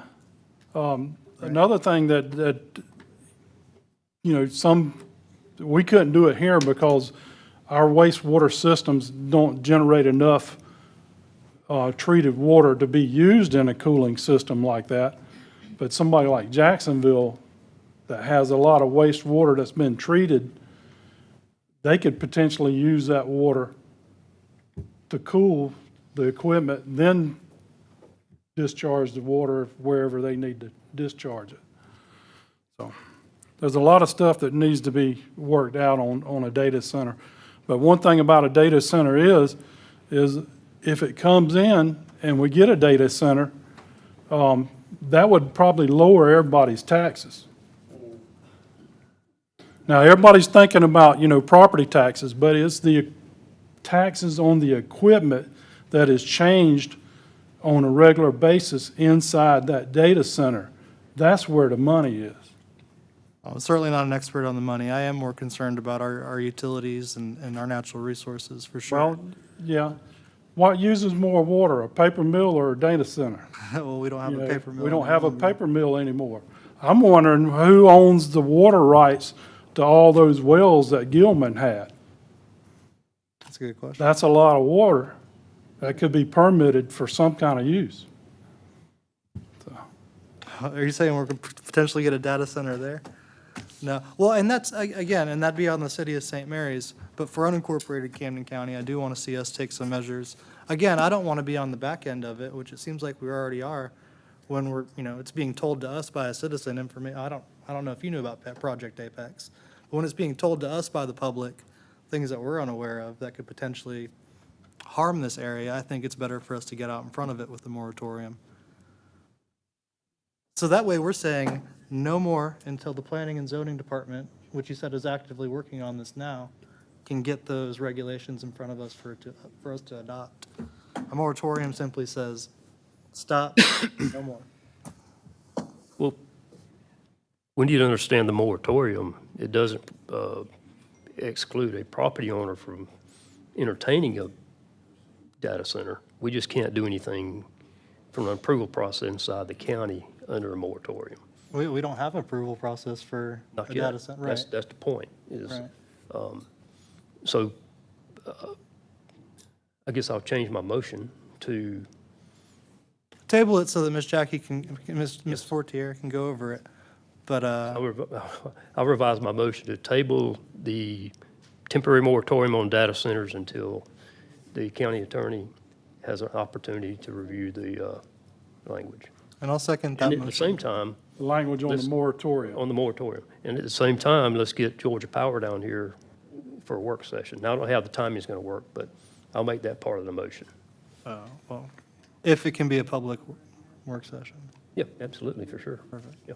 Second. Okay, I would recommend that you break this up into two motions. So one, you can direct me to do to review this moratorium proposal, and I will give advice back, and I can do that by next meeting. That'd be the first motion. The second motion I would recommend then be addressing the work session. Okay, You want me to do it, Robbie? I have the first motion. you have the first one. Yes, Okay, let's deal with that one first. We have a motion to table it so the county attorney can review. Have a second. Any more discussion? Scott's trying to get somebody's attention. Sorry, my microphone wasn't on. I apologize. No more discussion, all in favor? Okay. Second motion is have staff contact Georgia Power to give us a work session in a public forum to explain the pros and cons of a data center, and they have offered to do that, so just as a form of a motion. And that's it. We have a motion and a second. Any discussion? All in favor? Motion carried. If I may just add real quick, Ms. Fortier, I'm not scared of any red lines, but I do want some protection. Thank you. Okay, the next item is discussion of the proposed replacement airport project and consideration of continued pursuit. Can we get a motion in a second so we can open up discussion? I'll make a motion to discuss it. Second. We have a motion and a second to Are we discuss. just going to discuss, or are we actually going to vote on something? You have to decide that. Well, usually you make a motion for or against something, then you go into discussion, then you vote on it. I think we need to discuss it first. Is that an appropriate motion? I guess we'll I vote don't on know. the motion. Well, we can have discussion, right? We're going to have discussion for sure. I'm with Ben. I say we quit kicking this can around, whether it's down the road or up the road, and make a decision tonight. So I think we've discussed ourselves silly on this subject. So are you for or against? If the motion is to discuss it, I'm gonna, I withdraw my motion. Put yours out there. okay. I move that the county formally. Wait, does Commissioner Goodman withdraw his second? I withdraw the second. I move that the county formally withdraw from the proposed airport project. Second. Any and all and what that entails. Withdraw. We have a motion and a second for the county to withdraw from the airport project. Discussion. Well, I think I'm the only one left that actually met with the FAA on this project. When we met with them up in Atlanta, the statement was they were going to give us 90% of the total cost of an airport. When we met with the state, they were going to give us 5% of the total cost of an airport. My understanding was it was going to cost us about $5 million over a 20-year period to pay for an airport. We dealt with it on financial only mode. Now, I think it was our last meeting, it may have been the meeting before that, where we asked Joey to actually contact the FAA and the state of Georgia and get something in writing, because all this was verbal. Everything was verbal. In that meeting, it was verbal. I remember I kept asking, are you going to put this in writing? And never did really get a clear answer on that. So we were waiting on that. We decided basically, or I did, that I was not going to support it unless they could, get the community involved in it. Never did happen. I talked with several people. I talked with a lot of friends of mine. I read the book. I did all of that. I don't think we ever had community support for this item. Now we've got to build a public safety complex, and that needs to be our number one. So with that in mind, I'm with you on, stopping doing this, because we don't have the funds to do it. The FAA would not put it in writing. As a matter of fact, you read the letter they wrote. It basically said they weren't going to do it to begin with. Part of the challenge, though, too, is that 90% would have been for a replacement airport. Exactly. They're specifically saying that we're developing a new airport and not a replacement. So Right. most likely it's not 90%. Well, it was considered a replacement airport, though, was my understanding on it. We want it to be, because that makes. And I think it would have been a great thing for the community. I really do. However, I think that financially, we can't afford to do this. And we've got to, at some point, we've got to make our mind up which direction we're going. And in my mind, we're going for the public safety complex. I don't know if you've made a trip around our jail. It's pitiful. We've got to do something with that. So if we're going to go anywhere and try to borrow any money and do anything, it needs to go into the public safety complex. I hate that. Tried to figure out a way to do it. I talked with some people, some very intelligent people, who said this is not a good idea. So, I mean, I'm not against it. I wish we could do it, but I don't think it's possible at this point. Doesn't make sense. Thanks, Martin. I think you're pretty smart, too. No, but I did want to hear all the facts, just like this, just like the data center. I want to hear all the facts, and because we would get this on Friday afternoon and make decisions on it based on Tuesday night, and that was tough. A lot of reading. Sometimes it's 300 and 400 pages you're reading over the weekend. You don't spend any time with your family. You're reading. Same thing here. So the airport, I would vote at this point to stop it and move on. That's just me. I haven't talked to anyone, have I? I don't speak to you, Mike. I know, I don't speak to you either.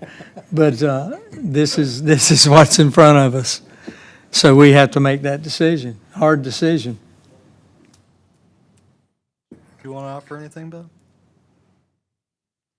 Well, I've said it before, this is our only shot at getting this replacement general aviation airport. If we don't do it now, Camden County won't ever have an airport, more than likely. You know, do we need one today? No, absolutely not. Will we need one in 50 years? Yeah, there's probably a pretty good chance we might need one in 50 years or 30 years. We don't know. You know, history kind of offers a little bit of a lesson on this. Back in the 1950s, members of this board voted against a bridge going from St. Mary's to Nassau County. Then again in the 70s, that same project was killed. Think of what St. Mary's would be like now if that bridge was there. But, you know, that's kind of a little bit of like apples and oranges, but, you know, if we don't do it, then we're not going to have an airport ever, more than likely. They're not doing new airports. This is a replacement airport. But the challenge with that, and I understand we want it to be a replacement. The FAA sees it as a new airport, and so we're going to have to spend more money and time trying to convince them that it's a replacement when there's a whole host of other issues and metrics that we haven't even hit. Well, there's over $4 million set aside to build this replacement airport that the Navy has set aside. Now, that money has been sitting in a bank account somewhere drawing interest, so it's more than what it originally was. If we don't do the airport, that money doesn't come to us. It goes to other airports in the state. So. And literally, I was told, basically, I can't remember, it seems like it was around $1.3 billion that they actually had. And at one point, we would have been at the very front of the line. But I've been told recently that, no, not necessarily. They would have dealt with all the safety issues in all the other airports across the United States, and we'd be on the tail end of the stick. I just think that I don't, you know, $40 or $50 million needs to go towards the jail, not the airport. There's no way around it. I mean, I wish there were, but there is, I don't see it. If I were running a business, I know I couldn't invest money I didn't have. That would be hard to do. Yeah, people talk about, you know, the St. Mary's Airport wasn't viable. Of course it wasn't viable when after 9/11. Who in their right mind would want to spend money on that airport when the Navy wanted it shut down? Mm-hmm.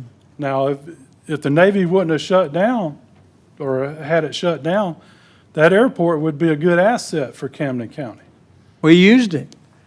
One of the people I talked to was a former mill manager. I would have thought that he would want a replacement airport because we did use it. And if we're still working with JDA and trying to bring industry to Camden County, because I've got grandchildren, I'm in my retirement years. I don't really need a job, but my children and grandchildren do. And when I brought that up, I said I even talked to him. We used an airport. If we needed parts and we needed them quick, we'd jump in the mill airplane and fly to California or wherever we had to get those parts and bring them back. And I think eventually you'd have had the same thing here. You would have had people that were Fortune 500 companies that wanted to come see this place, and they would have used it. There's no doubt about it. The only thing is, Ben, where are you going to get that money? That's the key. You know, and how would it affect the public safety? I mean, that's where I'm at on it. And I don't think your vision is wrong. But, you know, you were talking about the industry. I was at a class recently, and it's worth noting that general aviation airports rank higher than rail or port access in industrial site selections. Airports rank 19th, and they're cited by 75% of the site consultants. Ports were ranked 29th with 47.62%. And rail was 30th with 46.88%. Yeah. I get it. But yeah, we went to a ribbon cutting, 2 weeks ago, from an Italian company that's coming in now. That's a small company, and they're building pumps and those kinds of things. And they came here literally because of the interstate. That's the only reason they built where they built. They were close to the interstate. So I get it, and I think an airport would have added to that. But again, it does come down to economics.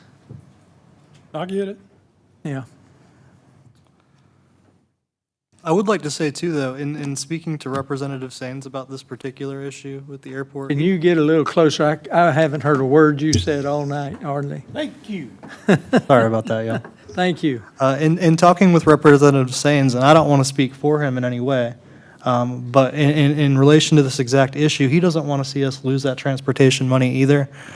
He said if the will of this board is to withdraw from this project, he would be more than happy to advocate alongside us for federal intervention on what that money can be used for.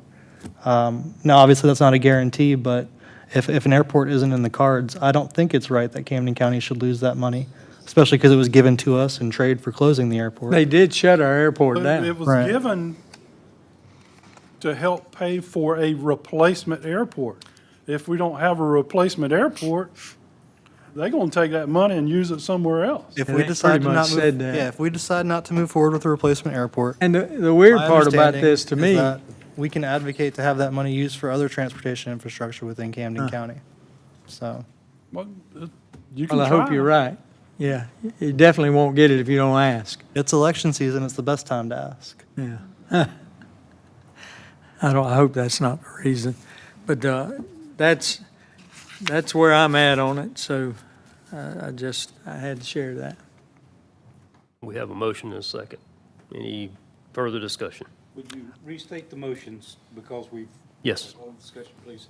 The motion, The motion was to withdraw from any further Camden County involvement in a replacement airport. And I do want to say, Ben, I don't disagree with your vision and the needs of the future. Absolutely. I just don't think we can afford it right now. so we're clear on the motion. It's in our strategic plan. You know, it's one of the high priority deals on our strategic plan. We would have to take it off. You'd have to take it off the Well, strategic plan. we haven't really been going by our strategic plan anyway, unfortunately. You know, just less than a year ago, 4 of us voted, let me back up a little bit. During that special call meeting on June 24th, Mr. Goodman made the motion to withdraw all funding from the airport from the budget. That failed. Mr. Goodman was the only one that voted for that removal. It's not true. Yes, it is. The removal? Yes. You can also go, now, after that, I know where you're going. After that, we voted on the budget, and Mr. Goodman was the only one that voted against the budget because it had funding for the airport. So if we're going to read back to the minutes, though, I want us to be truthful. When he made a motion to remove all the funding for the airport, Close to the mic. Closer to the mic. when he made a motion to remove all funding for the airport from the budget, you're saying I voted against that motion? You seconded it, but it was 4-1 with Mr. Goodman. No, it was 2-3, and then the following motion to adopt the entire county budget, where he again said he wanted to remove. Well, your video must be different from the one that I watched. But anyway, let's go ahead and vote on it. I think it's going to be 4-1. So, So we're clear on the motion. We're clear on the second. We're killing that. Is that what you're saying? Dead. The I'm original, bringing it up again. It's over. Let Katie read it. Katie repeat. the motion that was previously made was to formally withdraw from the airport project. I do have a question before we vote. Would we have any outstanding obligations, like unpaid bills to the consultant or anything like that? I believe the last payment was sent to the consultant last week, or we're finished with it. Yes, we're done with all the payments to them, yes. And that was a supplemental request for additional funds from what was already contracted, right? Yes. Okay. Yep. So we don't owe anybody else any more money for an airport? Oh, I can't understand. Not that I'm aware of, no. Perfect. All right, we have a motion and a second. No more discussion. All in favor? All opposed? It's 4-1. Okay, moving on to reports. The calendar, Katie. I'm sorry. Mr. Winkle, if you could wait. There's not going to be any public involvement in the airport decision, Do you want one? that the 5 wise men are the ones who make. Mr. Winkle, if you could hold for the public comment section, just, Until after the meeting. yes, just for protocol. Yeah.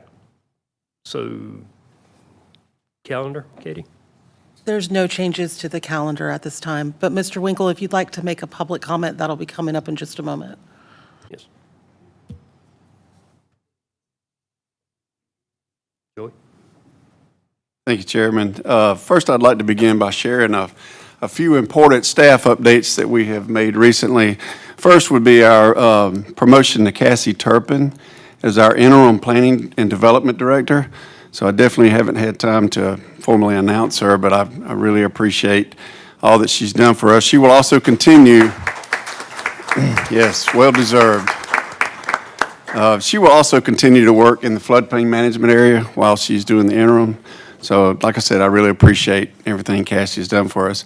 Also, I would like to also congratulate Shannon Nettles. We've elevated her to the interim deputy county administrator. So congratulations to you, Shannon. Again, well-deserved.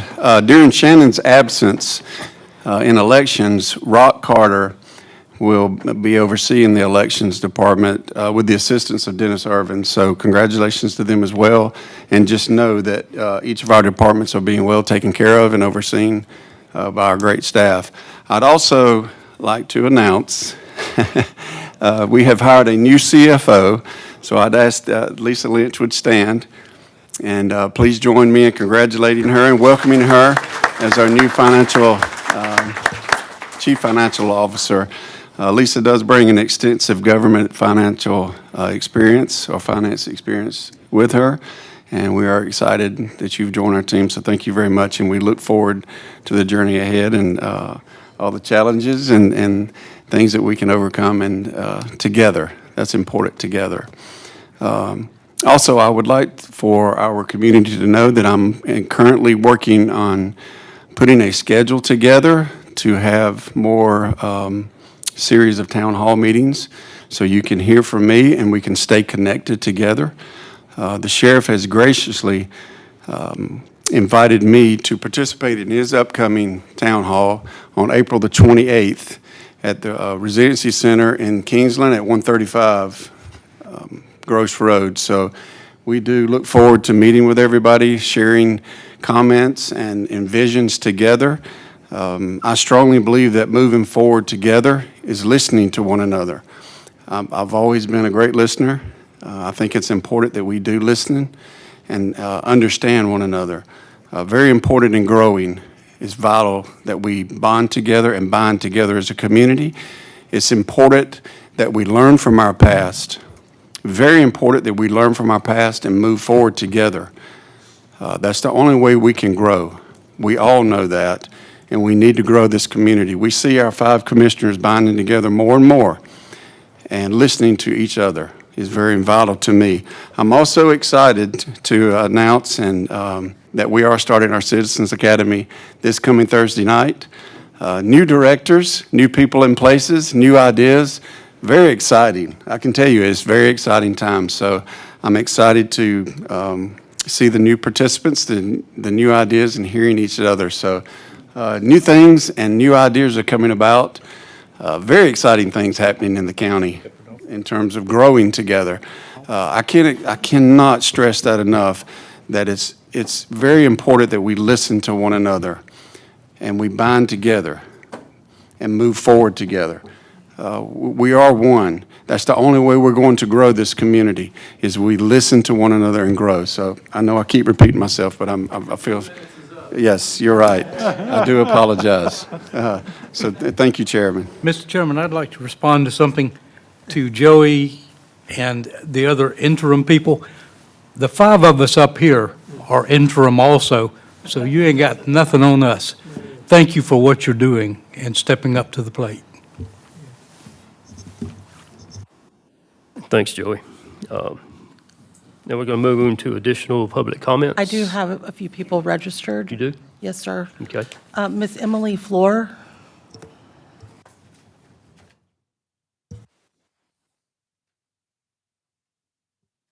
Good evening, Emily Floor, St. Mary's Riverkeeper. I live at 211 Palmetto Street. Thank you for withdrawing from the airport because I live around the corner of that. So for St. Mary's Riverkeeper, one thing I did want to mention was that the city of Kingsland did adopt an ordinance regarding data centers in early March. Just so that was very recent, but I did want to share that. To require established definitions, zoning standards, and supplemental regulations for data centers, and provide permitted locations, designed, environmental, and operational infrastructure requirements, and to provide application and review requirements for special land use permits, to provide enforcement and other lawful purposes. So I just wanted to bring that to the attention of the commissioners, that was a recent thing. But I really came here for was to announce the St. Mary's River cleanup that we do every year. This is our 28th year of doing it. St. Mary's Riverkeeper took it over 10 years ago when the organization formed. We are turning 10 this year, which is a big milestone for a local small nonprofit. And we really value partners of the community and our elected leaders to ensure that our St. Mary's River is protected from harm, effluent discharge, and pollution. So I did want to let y'all know that we have 5 locations around the county. Temple Landing Boat Ramp, which we tend to pull a lot of tires out of in that area. The Blue Bridge Boat Landing, which we almost always get over 1,000 pounds of trash along the roadway. It's also our biggest site with over 50 people working together to do that. Meeting Street Boat Ramp, the Burrell Creek Kayak Launch, and then Nodder Pond on the North Causeway are our 5 locations around Camden County. And we typically see a lot of the community that comes out. Many of the commissioners have come out and helped out with that event. We are very grateful to our big sponsor, White Oak Conservation, for hosting our celebration afterwards and feeding us. And all of the over 400 volunteers that show up on one day and pull 6 tons of trash off of boat landings and tributaries of the St. Mary's River. And I especially wanted to be grateful for the Board of County Commissioners' continued support, including the staff, Camden County Solid Waste, which donates the dumpster roll-offs at our 2 boat landings. We're very grateful for that. And then St. Mary's Public Works, who helps pick up the trash for the 3 St. Mary's sites. But if you are available, please come out April 18th. That's next Saturday from 9 a.m. to 11 a.m. You can register, or I gave you all my cards, so just text me. And I'm happy to get you registered for one of those sites.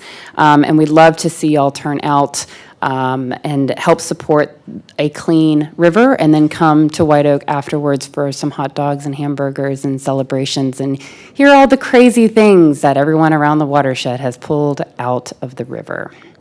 Thank you so much. If anybody has any questions, I'm happy to answer them. Would they open the golf course on that day? Negative. However, we do, White Oak also is, again, our biggest sponsor and a founding organization of St. Mary's Riverkeeper. We do have a golf tournament. We're one of the only organizations that is allowed to play on their golf tournament, on their golf course. It's the Legacy course, not the Die course. But we do have that tournament coming up. It's a beautiful course. Thank you, ma'am. Thank you. Mr. Ricky Manning.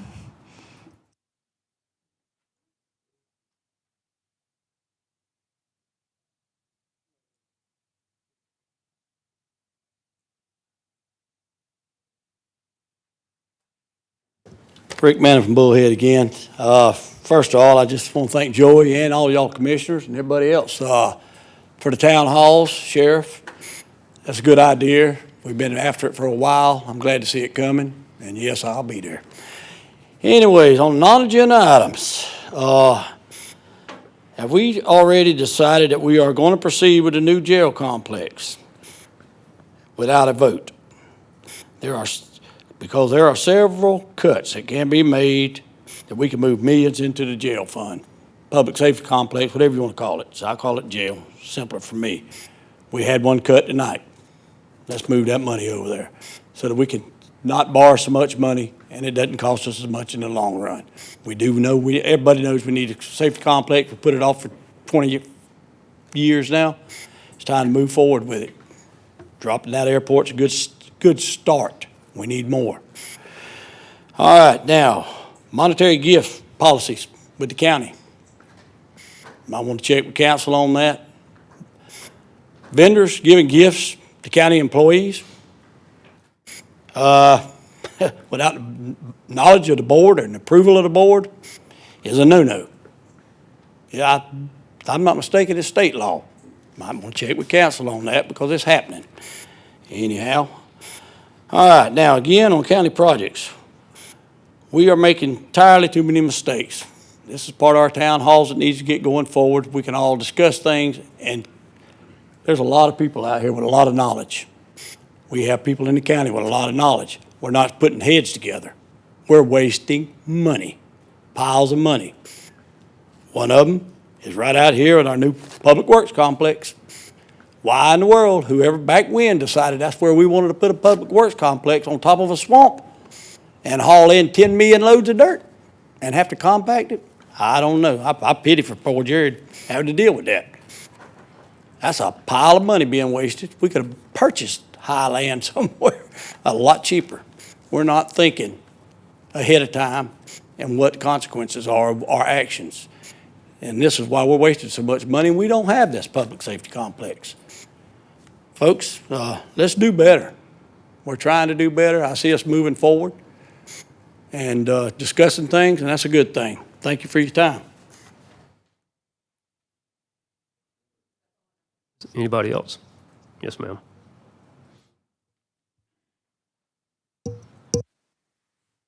Very briefly, I'm sorry.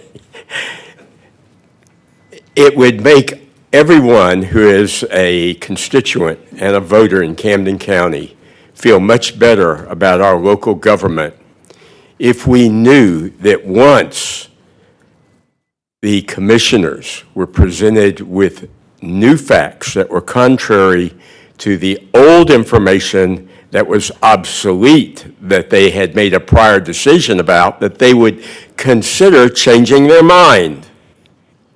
And so the example that was just used about how Commissioner Goodman was the only one who voted against something a year ago or 6 months ago, whatever, and now 4 commissioners are going to vote against something, that's an indication that you are listening. And that's a good sign for our government.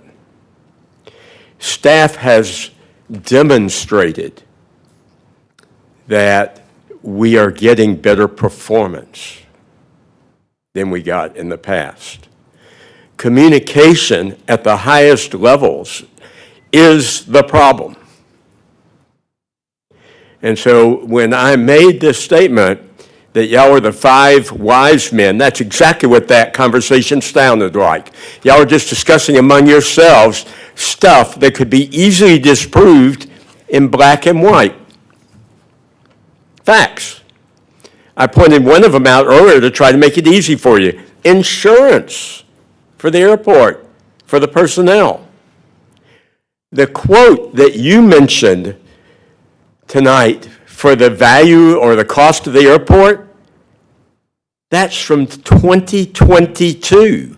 A more recent quote was done in Bryan County for an airport with a 25-foot narrower runway, or a narrower runway the same length, that was over $80 million.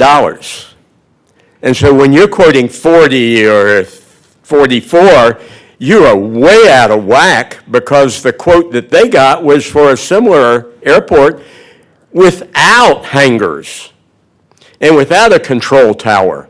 When we talk about a replacement airport, that's exactly what we're going to get, a bare bones airport at $80 million.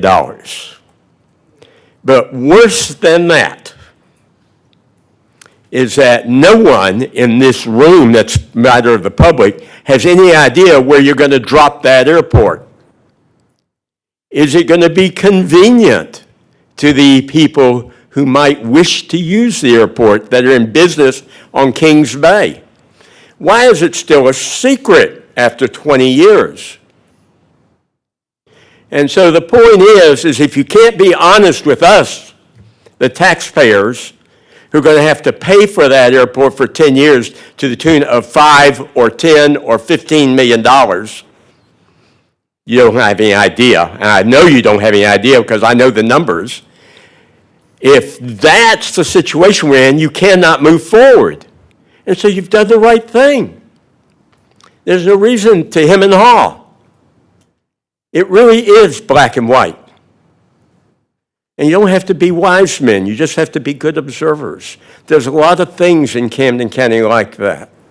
A lot of things that go on because they persist in one person's mind as being important. And we should listen up to a point and then make a decision. Thank you.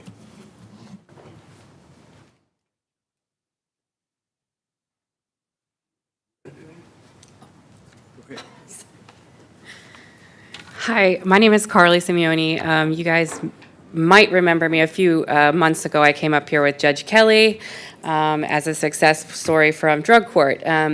This is my partner in crime, Sarah. We wanted to bring to your attention that we are starting a recovery community organization within Camden County called Come As You Are Recovery. There's RCOs all over Georgia that have great success rates in bringing light to addiction recovery instead of, turning a dark corner at it. We make it, can you help me a little bit? So recovery community, my name is Sarah Jumper. I am from Woodbine. Recovery community organizations are non-clinical, peer-led organizations that exist to fill the gap in services for people who enter recovery. A lot of the times we see failures because people come home from treatment or detox or leave jail and there's no support. So what we're going to do is take that, take the stress off of families, off of local services, off of the hospital, off of EMS. We're going to create a community for people to come and flourish in their recovery so that they can receive services and then give back once they reach that point. And we hope to do that by reducing overdose rates, distributing naloxone, and using our lived experience to coach others in their own recovery. And we just wanted to introduce ourselves today. So thank you. Thank you.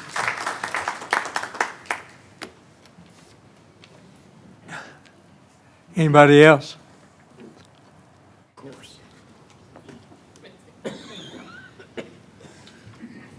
Ben Goff, still from Harriet's Bluff.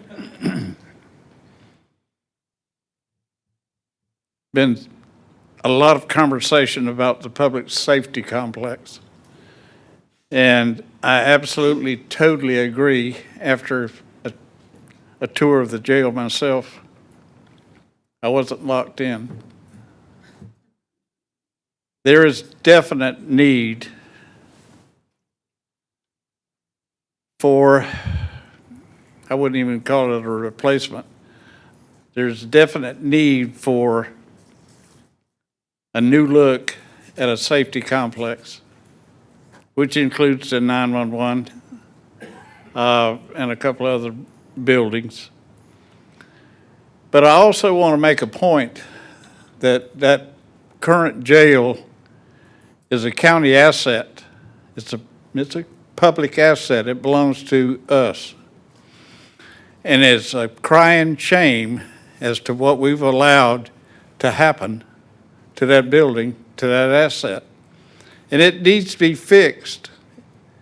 If we started today, I've asked this question amongst a couple of three people. If we started today with intent to build a new jail, how long would it be before the first inmate sets foot in it? And the best guess that I've gotten was 3 years, some as high as 5 years, and some as high as 7 years. I honestly don't know. It could be 18 months. But regardless, we've got conditions over there that need to be addressed and fixed. I mean, at the end of 5 years, when we have this new safety complex, what are we going to do with that asset then? What's going to happen to it? We're just going to raise it? We need to do maintenance on that asset today. The roof leaks, the electronics don't work, the plumbing don't work, and that's probably the most important part of it. But we definitely need issues to be addressed at that complex today. Thank you.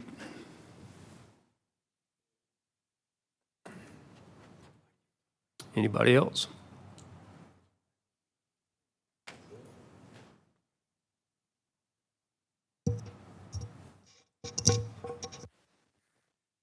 Good evening.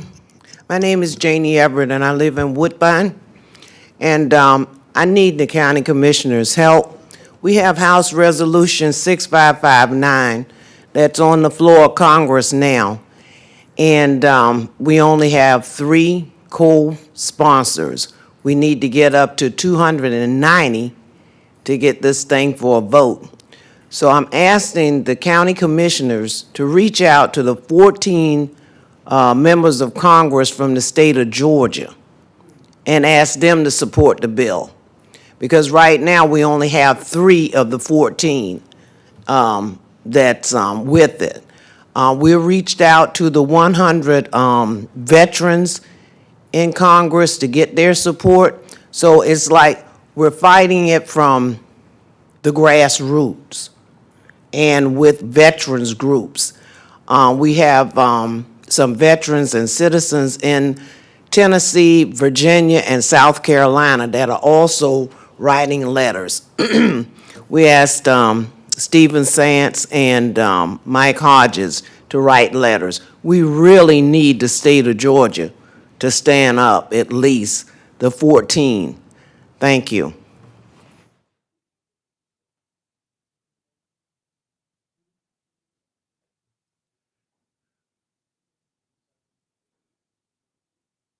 I'm John Wojcik. I live off of Clark's Bluff Road. I don't know if I'd want Georgia Power to come down here to give advice on data centers, because I got a feeling they'd be biased. I don't think they'd look both directions. But anyway, Camden County is an easy sell. Everybody's talking about taxes and how to cut them. I'm surprised we don't have more stuff being, as far as warehouses being developed. But given planning the responsibility of the data centers, I don't understand where that's coming from. I think that ought to be a commissioner duty also. I don't think data centers will reduce our taxes. Chatham County is busting at the seams with all kinds of industry, and they're still raising their property tax. Fernandina, they've got so much building going on down there. Nassau County's raising their taxes. We're not going to get away from taxes. I don't care what we build here. We're going to still have taxes. If I'm not mistaken, a grand jury should have been appointed yearly to look at our jail. And I don't know when the last time a grand jury has been appointed to look at the condition of our jail. I agree with Mr. Goff and a few others. I've been through that jail twice as far as a visitor. Once because of the door hinges. I wanted to go see what condition they were in. And the Citizens Academy, I went there. And we graduates were appalled at the condition of that jail. I can imagine what a grand jury would say. They would probably tell you, we're going to condemn it, and you're going to have to build a new one. I think the jail should be a priority since we have dropped the airport. Commissioner Turner, you said something about what we need to do as far as the jail. And I agree that we need a new jail. Sooner we start on it, the better. I don't, like Mr. Goff said, 1 to 5 years. We need to start building it now. That ought to be a high priority. I appreciate the two ladies that came up here because I was here when they talked, when the judge was here about their addiction. That was a good success story if you happen to be here. And I appreciate them coming tonight to say that they're still on their way. Matter of fact, I'm addicted to sugar, and I'm doing my best to get off of sugar. So I can imagine what it's like to get off of drugs when I'm trying to get off of sugar, okay? But I'm not here to belittle any of you. I appreciate each and every one of you for the job that you're doing. I thank you.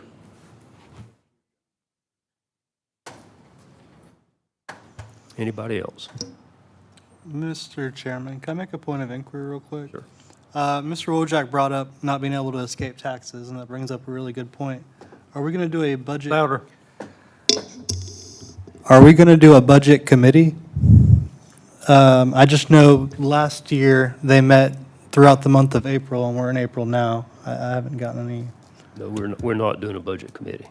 So at what point are we going to start reviewing and? The staff and Joey are going through the budgets now, and we'll get the budgets 2 weeks prior to the first hearing. Hopefully more than that. We'll begin work sessions in May with the board.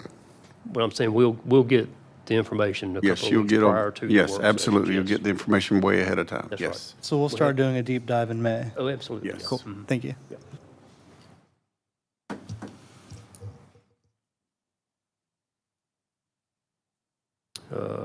Have a motion to adjourn. Make a motion to adjourn, Mr. Chairman. I'll second. Have a motion and a second. All in favor? Thank y'all.